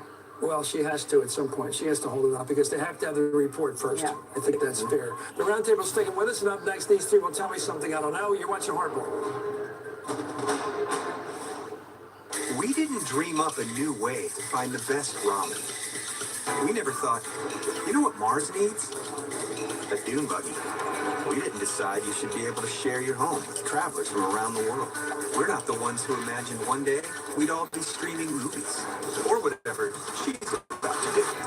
But when asked if these ideas were possible, we're the only cloud with the capabilities, experience, and know-how to make them happen. AWS is happy. Excuse me, what's on your wrist? I had all these card points saved up, so I just went for it. Of course, Jackie bought that bracelet with points. She's always buying nice stuff with points. I swear that card's got a genie in it or something. Look at her sweater. I bet that's a cashback sweater. My card doesn't get me anything. I want my things. Credit card envy? Go to comparecards.com where you can search and apply for credit cards based on the perks you like most. A better card is out there. Just compare cards. I knew I put on a few extra pounds. I was really hard on myself. I was just tired of feeling like that. It was hard for me to shed the weight until Jenny Craig. From a top diet 9 years straight comes Rapid Results by Jenny Craig. It's our most effective program ever, and you can start today. I didn't think that it would happen so fast, but here I am. Come in for free and connect with your dedicated weight loss expert. The consultant makes all the difference. That's what made it easy. With Rapid Results, the secret is what you eat and when, with delicious, chef-crafted food. Call now and get $120 in free food and free shipping. I love the food. The food is delicious. This is gonna help me lose weight. Are you serious? I just ate a chocolate cake. The consultants are amazing. The food is delicious. The program is the best. I mean, what do you really have to lose? Start Rapid Results to lose 16 pounds for $16 plus the cost of food and get $120 in free food. Hurry, call now. You worked hard to build a better life and a better world. Now you can do both by ditching your big bank and switching to Aspiration. Aspiration helps you spend and save with a conscience. And Aspiration trusts you to pay only the fee you think we deserve, even if it's zero. So use any ATM in the world for free. Switch at aspiration.com. Save money, save the planet. If you're 65 or older, even if you're healthy, you may be at increased risk for pneumococcal pneumonia, a potentially serious bacterial lung disease that can disrupt your routine for weeks. In severe cases, pneumococcal pneumonia can put you in the hospital. It can hit quickly without warning, making you miss out on what matters most. A single dose of the Prevnar 13 vaccine can help protect you from pneumococcal pneumonia. Prevnar 13 is approved for adults to help prevent infections from 13 strains of the bacteria that cause pneumococcal pneumonia. Don't get Prevnar 13 if you have had a severe allergic reaction to the vaccine or its ingredients. Adults with weakened immune systems may have a lower response to the vaccine. The most common side effects were pain, redness and swelling at the injection site, limited arm movement, fatigue, headache, muscle pain, joint pain, less appetite, vomiting, fever, chills, and rash. Prevention begins with Prevnar 13. Ask your doctor or pharmacist about Prevnar 13.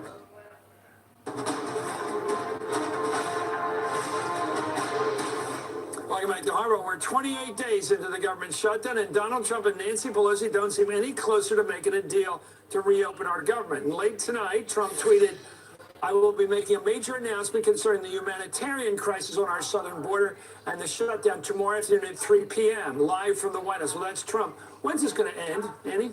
I wish I knew. No one knows where it's Friday if another week has passed. Besides, are no closer than they were last Friday, potentially even worse. There's no talks. The only end that I'm hearing talk about is a declaration of a national emergency. I don't necessarily think that's what he's doing tomorrow. If you notice, the tweet said humanitarian crisis. It didn't say national emergency. How about a stochastic variable coming in here, Jonathan? Something from outside the box. Well, something that has nothing to do with either of these personalities we're dealing with. Well, we hope it's not something serious. I mean, people are talking about a disaster or some kind of, How horrible. about the air traffic controllers walking off? Well, I think is probably the most realistic scenario. Now, they're not legally allowed to do it. They're not allowed to have a wildcat strike, but they're already not appearing in very great numbers. The checkout rate is going up. So at the point at which perhaps the Super Bowl airport is threatened with a shutdown, maybe that would get done. Maybe Mitch McConnell will wake up and play broker here and come up with some new effort on border enforcement that Democrats can agree with that isn't a wall. But that would require the president to go along. We're in this mess because the president put out a deal and then snatched it back. Yeah, well, maybe Rush Limbaugh will retire. Anyway, thank you, Andy Carney, Jonathan Capehart, and Jennifer Rubin. Coming up next, my thoughts on the shortest road and the surest road to impeachment. You're watching Hardball. Martin Luther King. We are not afraid. The movement. Show the images. Make people own their shame. The media. What's on television? The civil rights movement would have been like a bird without wings. You could not deny what was going on. Things evolve. There's police marching behind us. This is the next chapter. Where are we now? Hope and Fury. Sunday at 10 on MSNBC.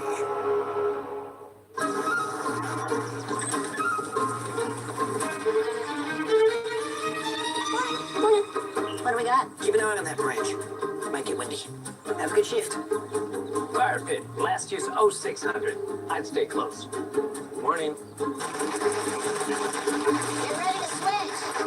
Protected by Floaters. Should say protected by Alan and Jamie, right? Should it? When you bundle home an auto, you get more than just savings. You get round-the-clock protection. I'm a little bit country. And I'm a little bit rock and roll. I'm a little bit of Memphis and Nashville. With a little bit of Motown in my soul. I don't know if it's good or bad. Oh, no, I love it so. It's a little bit country. The all-new Chevy Silverado. It's a little bit country, and it's a little bit rock and roll. See, that's funny. I thought you traded options. I'm not really a Wall Street guy. What's the hesitation? It just feels too complicated, Well, share it first, but JJ can help you with that. JJ, will you break it down for this gentleman? Hey, Ian. You know at TD Ameritrade, we can walk you through your options trade step by step until you're comfortable. I could be up for that. That's taking options trading from Wall Street to Main Street. Hey, guys, want to play some pool? I'm not really a pool guy. What's the hesitation? It's just complicated. Step-by-step options trading support from TD Ameritrade. If you live with diabetes, why fingerstick when you can scan? With the Freestyle Libre 14-day system, just scan the sensor with your reader or iPhone and manage your diabetes. With the Freestyle Libre 14-day system, a continuous glucose monitor, you can check your glucose levels anytime without fingersticks. Ask your doctor to write a prescription for the new Freestyle Libre 14-day system. You can do it without fingersticks. Learn more at freestylelibre.us. Hey guys, if you're experiencing erectile dysfunction, you can now get treated anywhere. Like here, even here. Okay, maybe not there. That's why we built Roman. So it's easy to get ED meds prescribed online, delivered to your door. Just visit GetRoman.com, chat with a U.S. licensed physician, and you'll get FDA-approved medication delivered in discreet packaging. Roman, let's take care of it. Get started with your free online visit at GetRoman.com/TV. It's time for the January savings event on the Sleep Number 360 smart bed. It senses your movement and automatically adjusts to keep you both comfortable. It's our weekend special. Save up to $500 on select Sleep Number 360 smart beds, plus free premium delivery. Ends Monday. With the money I've made on Poshmark, I've been able to pay for all our family's vacations. I could pay for my wedding just on what I've made from Poshmark. I've made over $10,000 and I was able to buy my new car. Download the free Poshmark app now.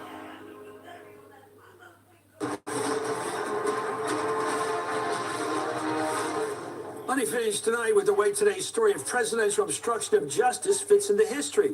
If Donald Trump told his lawyer, fixer Michael Cohen, to lie to the Congress, we have a perfect match to what Richard Nixon was impeached for. It was right there in Article 1. The question from the beginning of the current scandal is whether the truth is what happened. The guilt of the president for a particular deed will be enough to move the Congress politically. Would it get a majority of the House of Representatives and 2/3 of the U.S. Senate to vote to remove him from office? Well, that last part's important because if the House impeaches and the Senate fails to convict with a 2/3 vote, the verdict of history is that Trump would be acquitted. That's the word, acquitted, which just might be enough to win him re-election and belittle the whole exercise.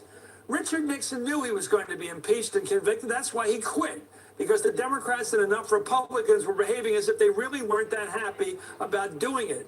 They looked grave when they voted for those articles of impeachment in the House Judiciary Committee. They, and that included the Democrats, looked like they were doing what needed to be done, not something that they relished doing. There was no cheering. And that's the way the Democrats and any Republicans that can be scared of would need to do it this time. And that's hardball for now. Thanks for being with us. All In with Chris Hayes starts right now.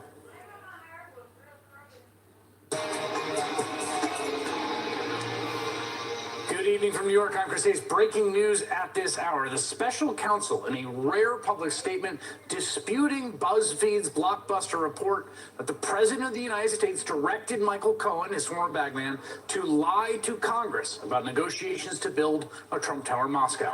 Citing two law enforcement sources familiar with the investigation, BuzzFeed reports the president also endorsed a plan to visit Russia during the campaign and meet with Putin personally to advance the deal, and that the president and two of his children, Ivanka and Don Jr., all received regular, detailed updates from Cohen on the status of the project, which the president defended after Cohen's sentencing. There would be nothing wrong if I did do it. I was running my business while I was campaigning. There was a good chance that I wouldn't have won, in which case I would have gotten back into the business. And why should I lose lots of opportunities? But the story's most explosive and consequential claim is this, that according to BuzzFeed sources, the special counsel's office learned about Trump's directive for Cohen to lie to Congress through interviews with multiple witnesses from the Trump organization and internal company emails, text messages, and a cache of other documents. The president's lawyer denied BuzzFeed's story, which has not been confirmed by NBC News or any other outlet. And tonight, after declining to comment for almost 24 hours and not commenting on the story itself, the special counsel's office issued a very rare and rather lawyerly denial. I'll read it in full. Quote, BuzzFeed's description of specific statements to the special counsel's office and characterization of documents and testimony obtained by this office regarding Michael Cohen's congressional testimony are not accurate. We should note that other reporting by this same team on this exact topic went uncorroborated for months until it showed up almost word for word in Mueller's court filings. So it's hard to know what's true this time. There is already some public evidence supporting this latest report. Michael Cohen's own lawyers claimed in a sentencing memo that in the case of his false statements, the conduct was intended to benefit Client 1 and in accordance with Client 1's directive. That central allegation that the president of the United States told Cohen to lie, that he suborned perjury, may be the most clear-cut of all the crimes of which this president has been accused. So much so that it came up earlier this week in the confirmation hearing for his attorney general nominee as an example of an obvious crime. You wrote on page 1 that a president persuading a person to commit perjury would be obstruction. Is that right? Yes. Okay. Or any person who persuades another to, yeah. Okay. You also said that a president or any person convincing a witness to change testimony would be obstruction. Is that right? Yes. So now, in the midst of the longest government shutdown in this country's history, Congress could be facing a second emergency. What to do about a president accused of committing serious crimes while in office? Here's how Democratic Senator Chris Murphy expressed the urgency of this moment in the wake of this piece. Quote, listen, if Mueller does have multiple sources confirming Trump directed Cohen to lie to Congress, we need to know this ASAP. Mueller shouldn't end his inquiry, but it's about time for him to show Congress his cards before it's too late for us to act. Joining me now is Ken Delaney, an intelligence and national security reporter for the NBC News Investigative Unit. And Ken, the special counsel's office basically never says anything ever about any story ever. They've made an exception here. What do you make of that? It's a stunning development, Chris, and a really bad development for journalism, I think. And you're right, it's unprecedented. I cannot remember them ever commenting on a news story about their work. But my take on it is that they are not refuting in its entirety the story. They are not saying that this isn't Michael Cohen's testimony, that Michael Cohen said Trump told them a lie. And as you pointed out, there's this line in the Michael Cohen sentencing memo that was filed in November that we're now realizing says explicitly that he lied to Congress at the direction of Client One, and Client One was Donald Trump. So that part appears to be the case, that Cohen is saying that Trump asked him to lie. The issue, though, as you pointed out, the thing that got people really interested in this story was the notion that there was all this corroboration from the Trump organization in the form of texts and emails and even testimony from people or interviews with people. And that, by the time the Mueller got to Cohen, they already knew that Donald Trump had instructed him to lie. That seems to be a garble at best. And it wouldn't surprise me if in fact, what those documents and texts and emails were about was, in fact, the Trump Tower Moscow project. Because we know from other documents that the Trump organization was working on this project secretly during the campaign while not informing the American public about it, and that Michael Cohen lied to Congress about the timing of that. But clearly these reporters got that part wrong, and after all day not doing anything about it, Mueller decided to put out this statement after business hours, suggesting that they agonized about it. Yeah, let me just ask this. Do we know that that's the part they got wrong? Well, that is the line that the Mueller statement refers to. I mean, that's the line that discusses information gathered by Mueller's office. I see this. So emails. Right. You're saying so that paragraph, the paragraph that leapt out at everyone in that piece, which is basically that they learned of Cohen being instructed to do this after gathering this evidence, the documents, the texts, the emails, the testimony, that the special counsel's reference is to that paragraph in the statement. I believe so, and I have to say, I said this on the air today, that seems surprising to me, the notion that all these people at the Trump organization would be emailing and texting and discussing a directive by Donald Trump to Michael Cohen to lie to Congress. It doesn't seem like the kind of thing you would put in writing. And I think where we're left now, Chris, is the idea of wondering whether there is corroboration in any form for Michael Cohen's story that Donald Trump directed him to lie. It's a completely plausible story. It's what he's saying, that he was directed to make illegal campaign finance payments by Donald Trump. But the question is it corroborated? Because the House is not going to impeach Donald Trump on the word of a convicted felon and admitted liar. Well, that is definitely, I think, true. Final thing, you just made mention of this, but the significance here of the time. I mean, here's what's strange to me about what happened. BuzzFeed writes this story. This is a very high-stakes story. So this thing gets lawyered, and it gets edited, and they go back to their sources. And these reporters have a good track record on this story, and the editorial team there at BuzzFeed is quite good, I think. They go to the special counsel's office and say, what should we do, right? Here's your space for comment. They get a no comment. The story publishes, and then 22 hours later, we get this statement. Yeah. That's a strange, right? That's a weird fact pattern. And it's very frustrating, Chris, I have to say, the behavior of the special counsel's office. They pride themselves on not saying anything, but it's to the point where the public is not well served because they are not helping people get it right, and they're not pointing out when people get it wrong. All they will tell you on background is 50% of the things that are written about our investigation are wildly wrong. Well, how does that help anybody? Right. I understand their issue. They can't talk about a pending government investigation. But in other contexts, the government finds a way to help reporters get it right. And Robert Mueller's office is not doing that. And this is the result. Yeah. All right.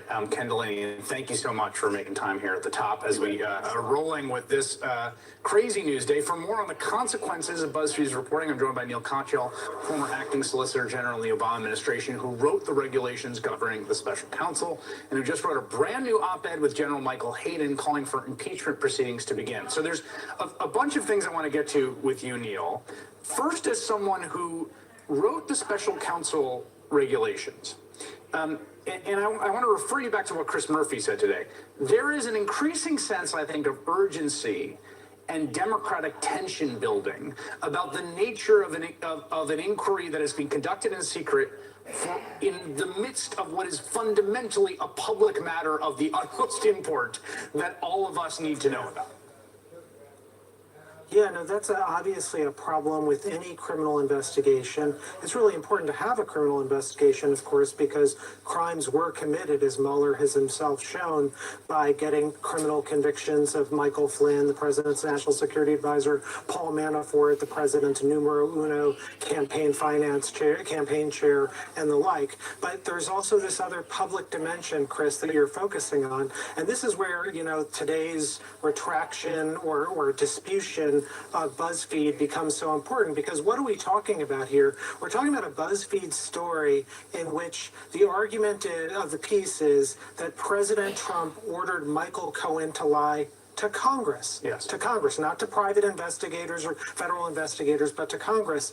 And I think that underscores really, this is a political thing. It's about an offense that occurred, if it occurred, with Congress. And that's why you need, after all, congressional investigation. And the mechanism to do that is an impeachment inquiry, not a impeach him. That's not what we're saying at all. But we are saying that the accusations here and so many other things. I mean, just remember, it was a week ago that the New York Times reported that Trump was under investigation as a sitting president for being an asset of the FBI. And then the next day, the Washington Post reporting all the stuff about the translator, Putin meeting secretly with Trump, and the translator notes being seized by Trump and the like. So all of those are the reasons why I think there is this public need for some sort of investigation that isn't just a law enforcement one. Yeah, so the piece that you've just published with General Michael Hayden, it basically says, and other people have made similar arguments, Bob Bauer, former White House counsel, Benjamin Applebaum, the cover of the Atlantic. You're saying,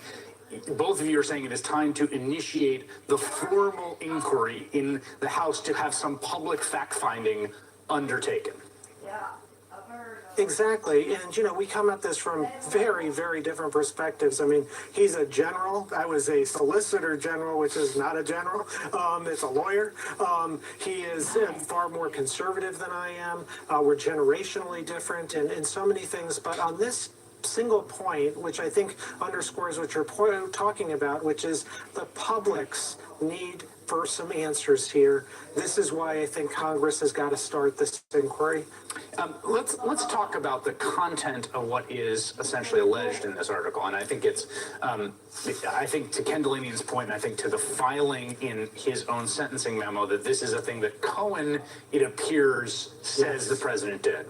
As to corroboration, I think there's a bit of a question mark about that. That said, this is from the Barr memo, and I know you object to this Barr memo and the theory of executive power that is contained therein.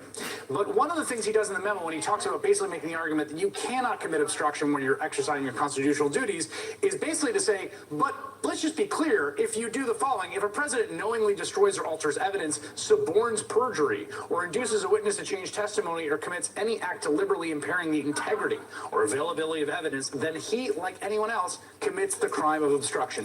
Is that a consensus view? It is. I mean, even when Bill Barr agrees with it, who has a pretty outlandish view of executive power and presidential immunity from criminal wrongdoing, I think it means literally everyone agrees with it. I mean, maybe Giuliani, but anyone in the mainstream. And the reason for that is simple, which is there's no principle in Anglo-American law that's more important than no person is above the law. Now, Barr has written a fairly outlandish memo that says when the president is engaged in his official duties, he can't obstruct justice. So he fired Comey, Barr argues, but he, the president, can fire any executive branch employee, so therefore no crime is committed. That is a bogus theory. I mean, I have the right to walk around and destroy my laptop anytime. I have the constitutional right to throw it in the river, but I don't if the FBI is coming to seize it because it's got dangerous information. But that's why this is so significant if the BuzzFeed story has legs to it, and it may not, but if it does, that's, even Barr agrees that is squarely a crime by the President of the United States. Yeah, and what's the significance of that? I mean, so what, in the sort of scheme of things, because the President has already been named as essentially as individual one in a federal court filing, in which he is named as the person who directed Michael Cohen to commit a federal felony, which was the illegal campaign contributions that he made. So that's already there, sort of hanging out a above us all. What's the significance of this were this to be confirmed? It's big and different and about the president directly. So with campaign finance, you've got arguments, well, the president's motives might be different. Maybe he was doing it because of family reasons. He wasn't doing it for campaign reasons. I don't think it's a particularly good argument, but at least it's something out there. It's arguably lying about sex, which is different. So you have all those things. The story yesterday, none of those defenses are available. It's a very serious felony to order someone to lie to Congress. Everyone agrees. It is exactly what Article 1, Section 3 of the Nixon impeachment was about. And it is something that people go to jail for. And, you know, Michael Cohen, most famously, is going to jail for this very crime. So the anomaly of having the guy, the lackey, go to prison for it, but not the guy, the boss who orders it, is, I think, pretty striking. You know, I think BuzzFeed, in response to the statement by the special counsel's office, this is BuzzFeed News' response, we are continuing to report and determine what the special counsel is disputing. We remain confident in the accuracy of our report. We will note that BuzzFeed, of course, were the folks that published the dossier to begin with. They were sued over it by none other than Michael Cohen, who would later drop the suit after it went through a few rounds. So just sort of keep that in the background of this. What would so let's say that we now have Congress. You saw Chris Murphy, right? You have Congress saying, look, we're the sort of victims of the crime here. we deserve, or the alleged crime. We deserve a right to know that if that knowledge is currently being held by the special counsel's office, and you and General Hayden saying it's time to start a formal inquiry. What does that inquiry look like? What does that mean? I think it's done with deference to the ongoing law enforcement investigation by Mueller and by the Southern District of New York. We're certainly not advocating, and I don't think anyone in Congress would, some sort of investigation that tramples over the law enforcement ones. But to the extent you can start developing factual information, bringing witnesses before the committee to understand what happened. I mean, this dispute between Mueller and BuzzFeed tonight is example A of why you need this process to begin, because these are offenses against the Congress of the United States and ultimately the American people. All right, Neil Kochel, thank you very much for making some time tonight. I appreciate it. For more on the implications of BuzzFeed's story, I'm joined by MSNBC legal analyst Cynthia Elksny, former federal prosecutor, and Ian Bass, and former associate White House counsel of President Obama, and executive director of Protect Democracy. Cynthia, as someone who has worked in high-stakes legal environments, let's start with your reaction to what we have presented before us tonight, which is the special counsel's office speaking for the first time, though doing so after 22 hours of not speaking. What do you make of that? Well, what I make of it is that they dispute that there's corroboration, and there is no case if there's no corroboration. Now, there may turn out there's corroboration. It may turn out that Felix Sater is corroboration. It may turn out that there's a lot of corroboration about the president and his children discussing this. But, it's a put the brakes on moment for everybody. It really is. I mean, Mueller hasn't spoken this whole time, and now he's spoken quite clearly. I mean, everybody should just take a breath and just wait and see a little bit. Just let things settle down for a minute. There was sort of a feeding frenzy today. Let's da-da-da-da-da. That's how, sometimes when Congress gets involved in investigations, they mess things up. Let's not mess this up. Let's get it right. Oliver North and John Poindexter got off because things went wrong in the way the investigation went in Congress. And I would hate to see that happen here. If the president, when he's acting as the president, this is not some pre-election event. Right. If when he is the president, he directed Cohen to lie to Congress, as it appears he did, let's get that right. Let's not mess that up. Because remember, it comes in the context of, we know that Cohen lied because he's admitted he's going to jail for it. Right. And we know that the president knew he lied because of what he lied about.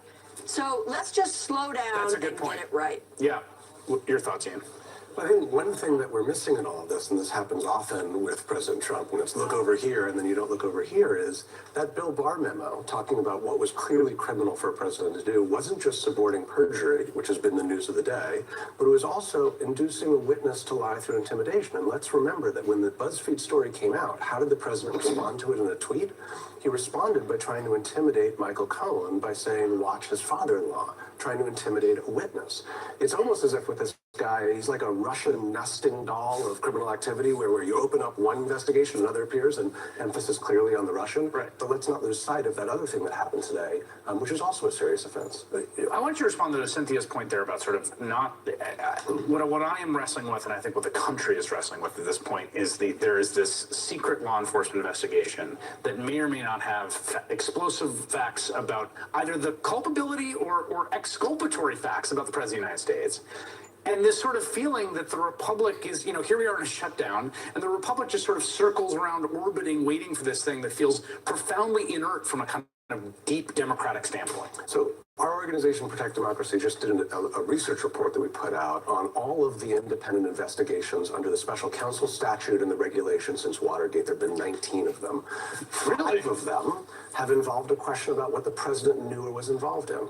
4 of those made sure that there was a congressional investigation that went along with the special counsel one. The only one that didn't, Jimmy Carter's peanut farm investigation, which I will note at the conclusion of it, when the special prosecutor chose not to indict, issued a public 180-page report of his findings. So if there's a question of whether the public will see what Mueller does, there's a precedent.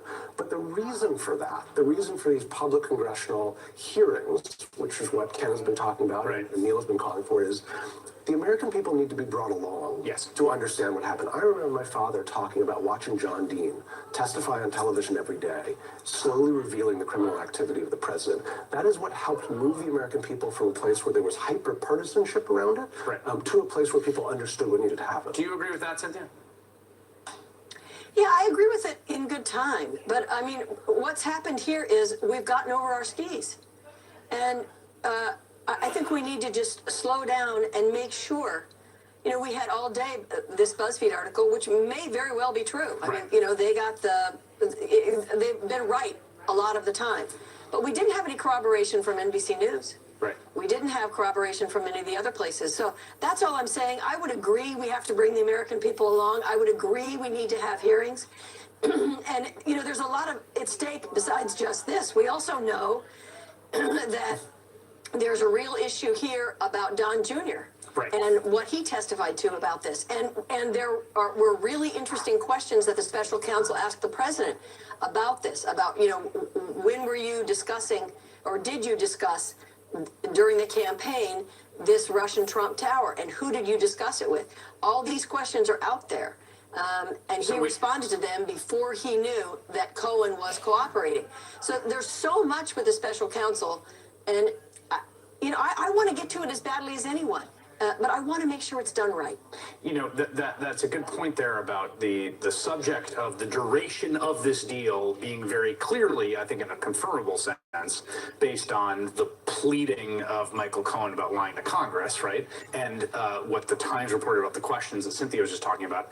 That key question about how long were you engaged with the deal and why were you lying about it publicly? And that also, I think, is confirmed, is obviously central here. And what was the rest of your relationship with the Russian Federation, right? This is the story from last week about a counterintelligence investigation into whether the president had some inappropriate relationship with the Russians. And I think the reason I disagree with Cynthia here on the importance of public hearings, and you don't have to call them impeachment inquiries, but oversight, is because the special counsel's office is looking into whether a crime was committed, for which the standard is proof beyond a reasonable doubt.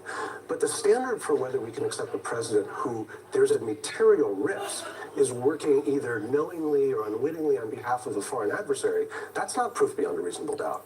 Do I want a president who there's a material risk of that? The American people should be able to make that decision with information presented to them by the Congress. Which is distinct from the criminal exposure that other non-presidents involved in this entire thing have. Cynthia Oxley and Ian Bassin, thank you both very much. Almost a full day after the BuzzFeed story dropped and impeachment talk ramped up, the special counsel is responding, pushing back. So what is Congress going to do about all this? Congressman Jamie Raskin joins me on that next. Ways to lose stubborn belly fat. Metal vibration therapy.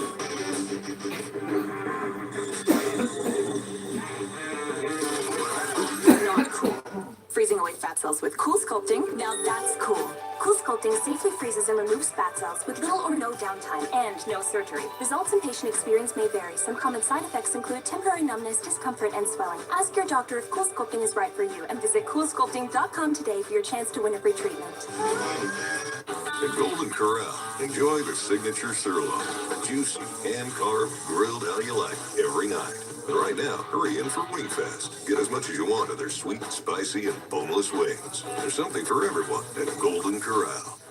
I don't keep track of regrets, and I don't add up the years. But what I do count on is Boost. Delicious Boost High Protein Nutritional Drink has 20 grams of protein, along with 26 essential vitamins and minerals. Boost High Protein. Be up for life. This is not a bet. It's a revolution in sleep. The Sleep Number 360 Smart Bed is on sale now during the January savings event. It senses your movement and automatically adjusts to keep you both comfortable. It even helps with this.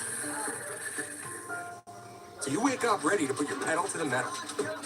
Save up to $500 on select Sleep Number 360 Smart Beds, now ranked #1 in customer satisfaction with mattresses by J.D. Power. Plus free premium delivery and 36-month financing. Ends Monday.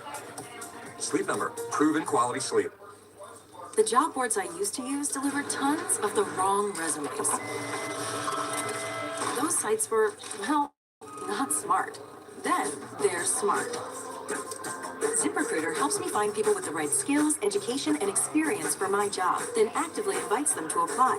So I get qualified candidates fast. No wonder ZipRecruiter is rated #1 by employers in the U.S. ZipRecruiter, the smartest way to hire. Try it for free at ZipRecruiter.com/star.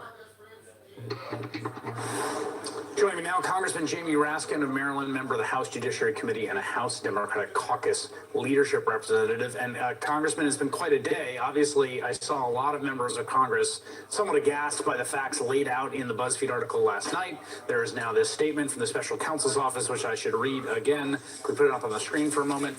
The special counsel's office saying right before we went on air at around 7:45 this evening, disputing certain parts of the accuracy of the BuzzFeed story. Your response? Do we have Jamie Raskin? Yes, I'm there. I think I got some feedback from someone else on your staff. Yes, but I'm sorry, so what was your final question, Chris? So just obviously there's been sort of an arc over the last 24 hours with regards to this story because it is obviously such a kind of pungent allegation, particularly as it regards Congress, particularly as it regards impeachability.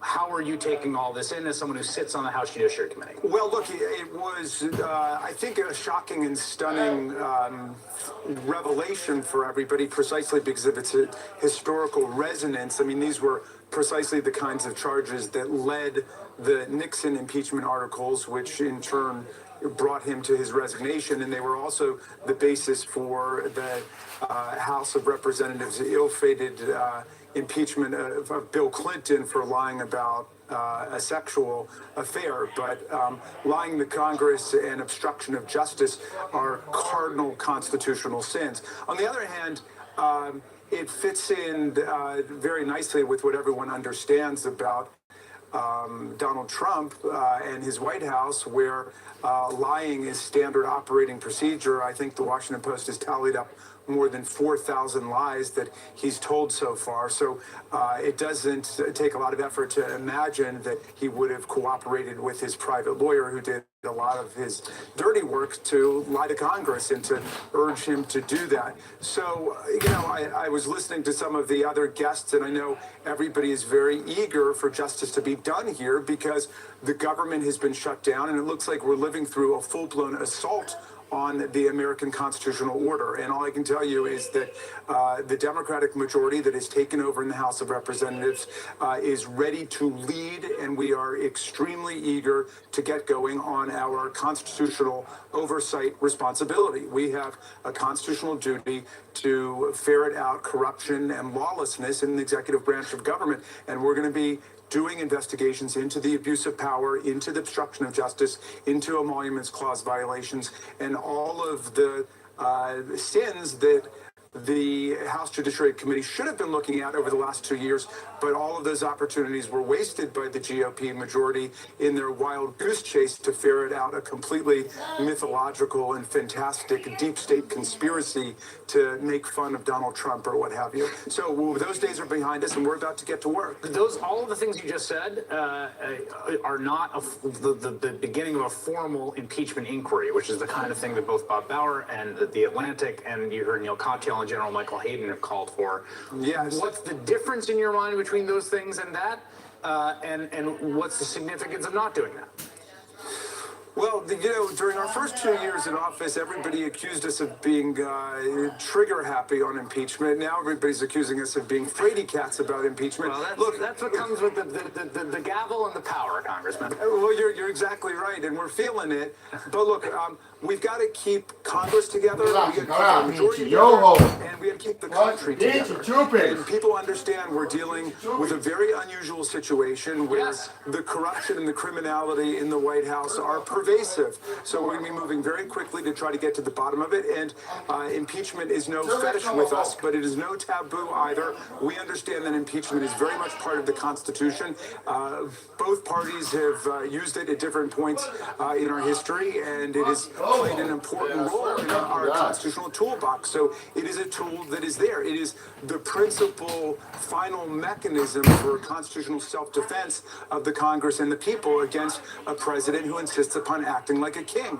And we don't have kings here. And so when presidents decide that they're going to set themselves at war against the Constitution and the rule of law, then impeachment may be the end of the road indeed. Let me establish something here, because you mentioned the Nixon articles of impeachment, Article 1, the obstruction of justice, Article, Paragraph 3, approving, condoning, acquiescing in, which is an interesting word, and counseling witnesses with respect to the giving of false or misleading statements to lawfully authorized investigative officers and employees of the United States, and false or misleading testimony in duly instituted judicial and congressional proceedings. The question is this, and I think you've commented on this, but I just want to get you on the record here, which is, if it were the case that a president, any president, were to order a subordinate to lie to Congress, is that an impeachable offense? Of course it's an impeachable offense. Why? Because one, under our system of law, nobody is above the law. And number two, every citizen, including members of Congress and the president, owe the sovereign truthful testimony. So the whole reason we have the rule of law is to try to control people with power. That was the design of our Constitution. People who don't have power are generally very subject to criminal control. But the magic of the rule of law is we say that to people who have power, you are going to be subject to constitutional requirements, such as you have to tell the truth when you testify. No, you can't organize conspiracies to lie to Congress or lie to the courts. All right, Congressman Jamie Raskin on the House Judiciary Committee. Thank you very much. Still ahead, as the special counsel's office disputes the BuzzFeed reporting, what we now know about the deal at the center of it all. Julie Yaffe on the infamous Trump Tower Moscow deal next.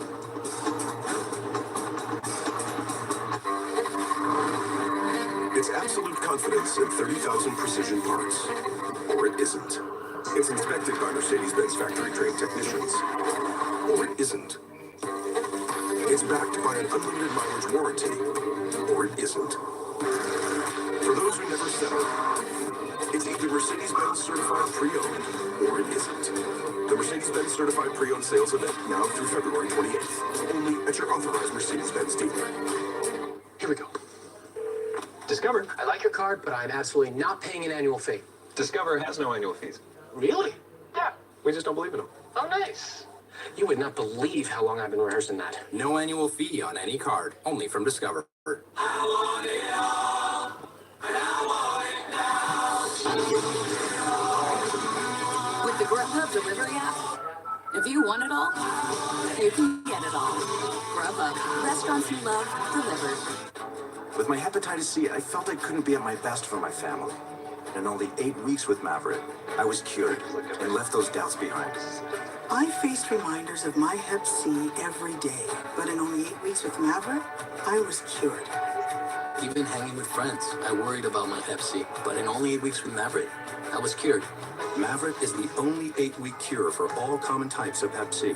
Before starting Maverick, your doctor will test if you've had hepatitis B, which may flare up and cause serious liver problems during and after treatment. Tell your doctor if you've had hepatitis B, a liver or kidney transplant, other liver problems, HIV-1, or other medical conditions, and all medicines you take, including herbal supplements. Don't take Maverick with atazanavir or rifampin, or if you've had certain liver problems. Common side effects include headache and tiredness. With Hep C behind me, I feel free, fearless, and there's no looking back, because I am cured. Talk to your doctor about Maverick.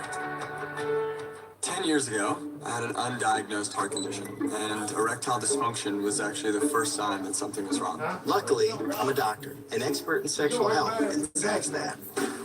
Not everyone has a doctor in the house, and some health conditions can be really tough to talk about. We started Roman to change that. Now you can go online and chat with a physician. And if treatment is right for you, we'll ship FDA-approved medication right to your door. If you're experiencing ED, hair loss, cold sores, or other issues, let's take care of it. With the money I've made on Poshmark, I've been able to pay for all our family's vacations. I could pay for my wedding just on what I've made from Poshmark. I paid over $10,000 and I was able to buy my new car. Download the free Poshmark app now. The guy done that to me. I called the reporter and I Yeah, hair loss runs in my family, but I use Keeps, the easiest way to keep my hair. Keeps has been clinically proven. They fake genetics. This is the stations I get. Oh, you can just put it on any one of them? I mean, this is Cloud TV here, but I got HBO and all that shit on there. Yeah. But Direct Now TV.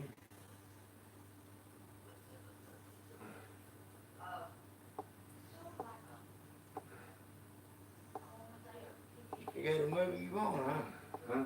You figure out a movie you want.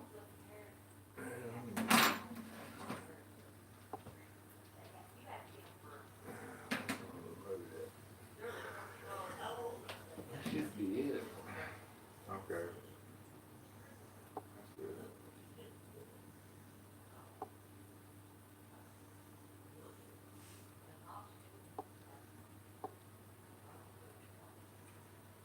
There you go. Damn. How'd you wind up getting all in? Huh? How'd you wind up getting all in? And you gotta go to movies right here. Yeah. Got HBO movies. Yeah, but what is it, them damn HBO movies or in sex movies? This app, man, is easier to use. That's why I was gonna hook it up and put it on her TV because she don't know how to work with shit. But this is fairly easy. She can do that with a remote. Yeah. There was a movie on here I was wanting to watch it. Ocean's 8. That's one Ocean 8. Yeah, it's supposed to be a badass movie, that Ocean 8.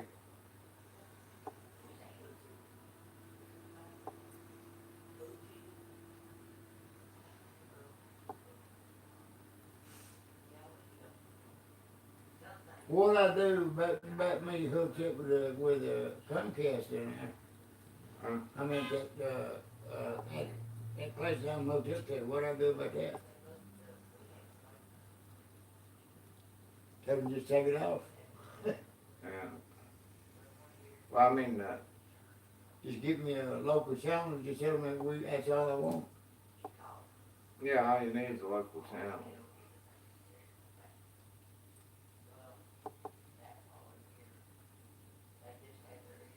This is the account I've been trying to get into that. Look, I had blown horn in there. He took off in the car, didn't he? I reckon, I don't know, somebody got there blowing the horn. He locked the door.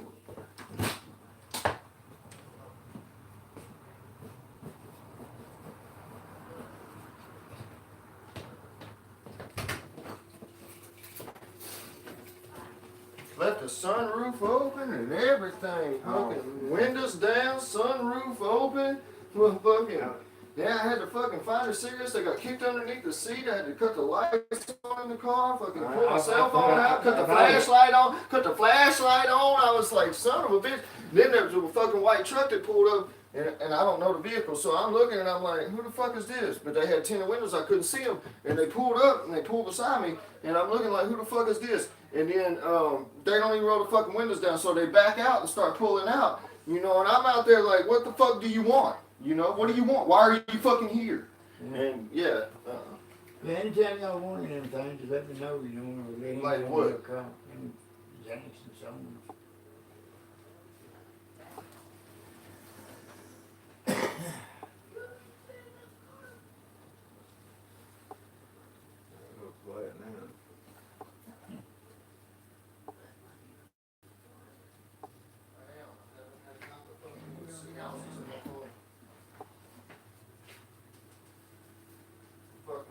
Don't I look like I'm fucking starving? I'm fucking starving to death over here. You can't tell me you don't get a fucking Thanksgiving.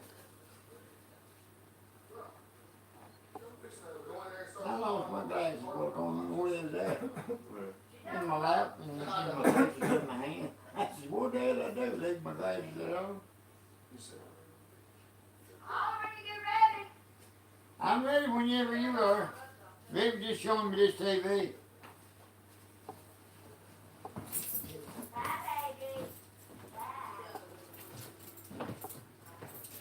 Now you got some sodas now? No, I got one. I don't wrap. Yeah, I understand.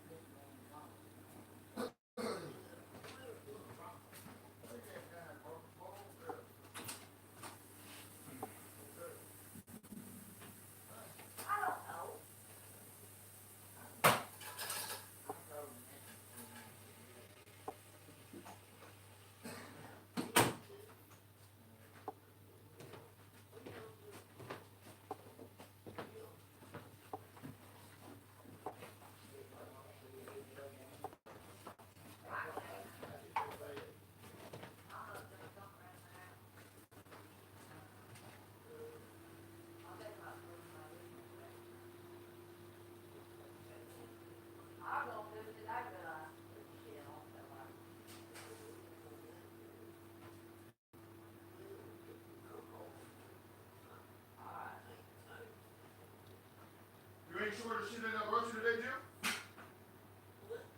Said you didn't sort the shit that I brought you today?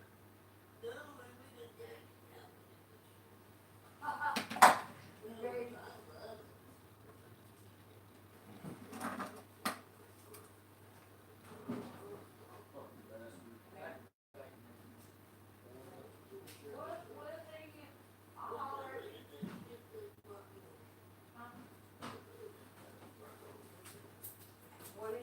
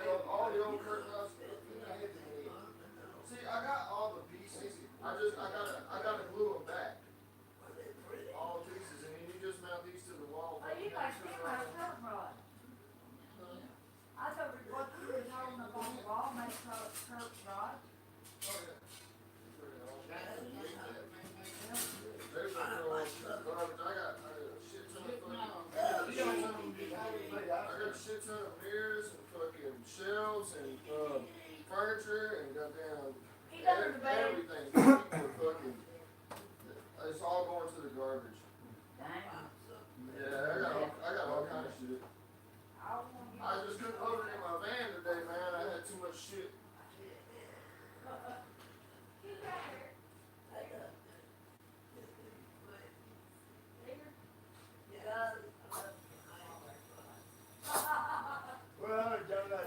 We'll see you later, huh? Y'all be cool now. Maybe you gonna come over and do that for me? Let me know. Huh? Yeah, you can be hot. You can be hot. I'm always hot. When you do a password, let me show you something. You put that at sign, go 1, 2, 3, 4, 5, 6, 7, 8, 9, 0, and then go pound. What the hell are y'all doing? And do it. No, man, which one this is how you do it. Do all your passwords because we're so damn old, we forget, and that's my problem now. Call my phone. I want to see if it's still, you know, Do your passwords this busy. way, and that, I got a phone just like that. it's a, Well, yeah, that's right. we'll That's number what works. figured out. Yeah, but they don't phone number. I don't know how to use that. That pound. It don't work. Fucking this bitch. Hey, Ricky, this phone don't work.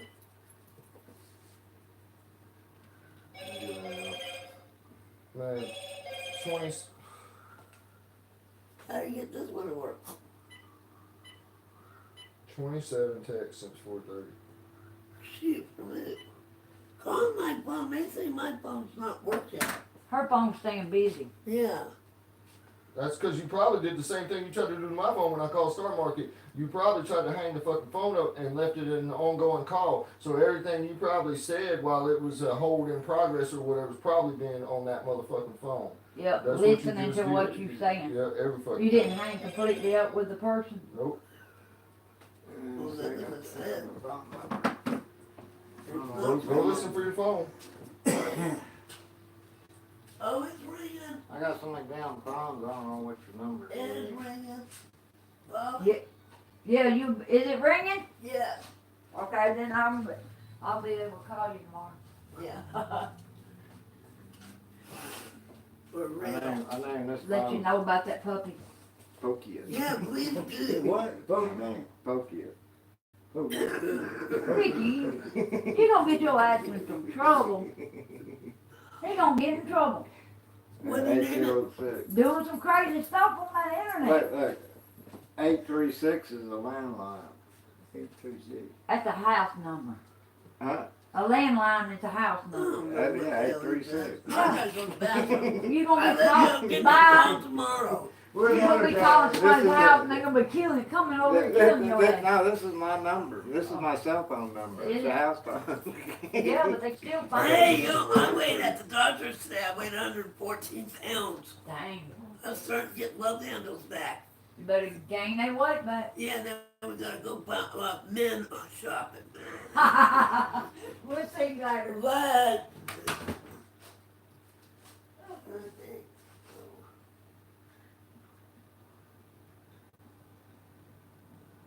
oh, that's for that. Man, well, y'all got cold dinner. At least I could. That's alright. I got something colder than dinner.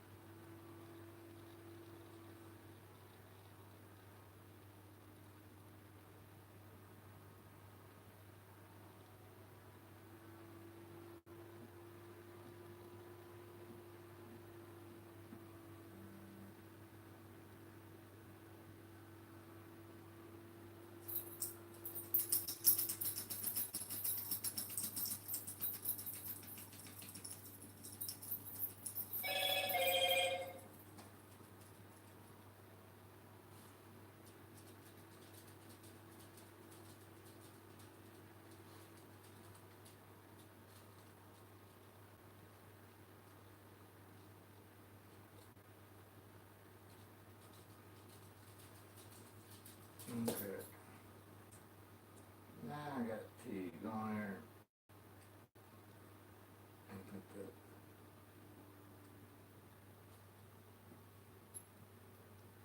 That's good.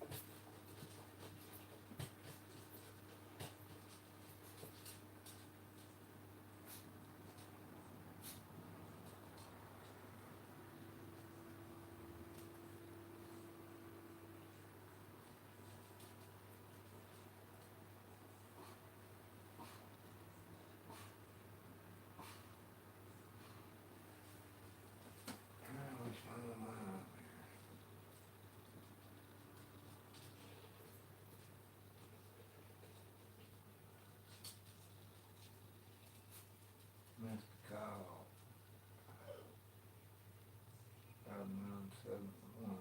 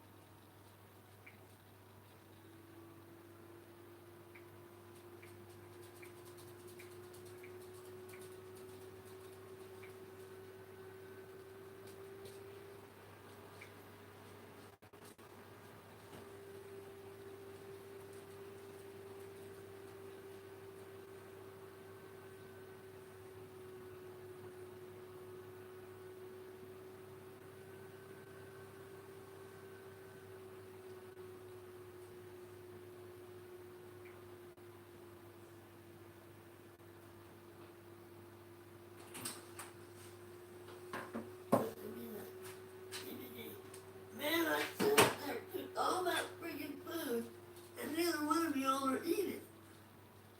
Casey, don't you dare think about fucking that thing. Not even think about it. Have you ever seen her? She masturbates on that. Why does that phone not work, Ricky? Huh? Why does that phone not work?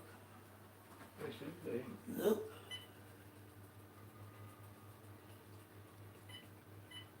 What's your phone number? 256-261-5971.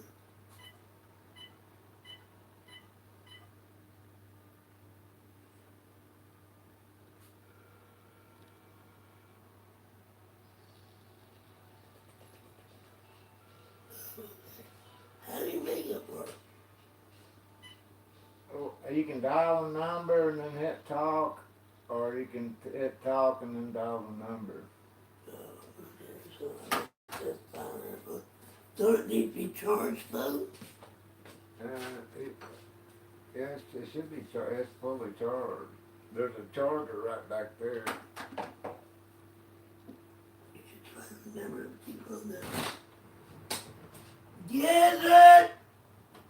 Yes, sir. Is my car locked? Yeah. Well, I assume. Yes, sir. What? What did I you assume that it is. do I have to walk out there and check? Huh? Do I have to walk out there and check?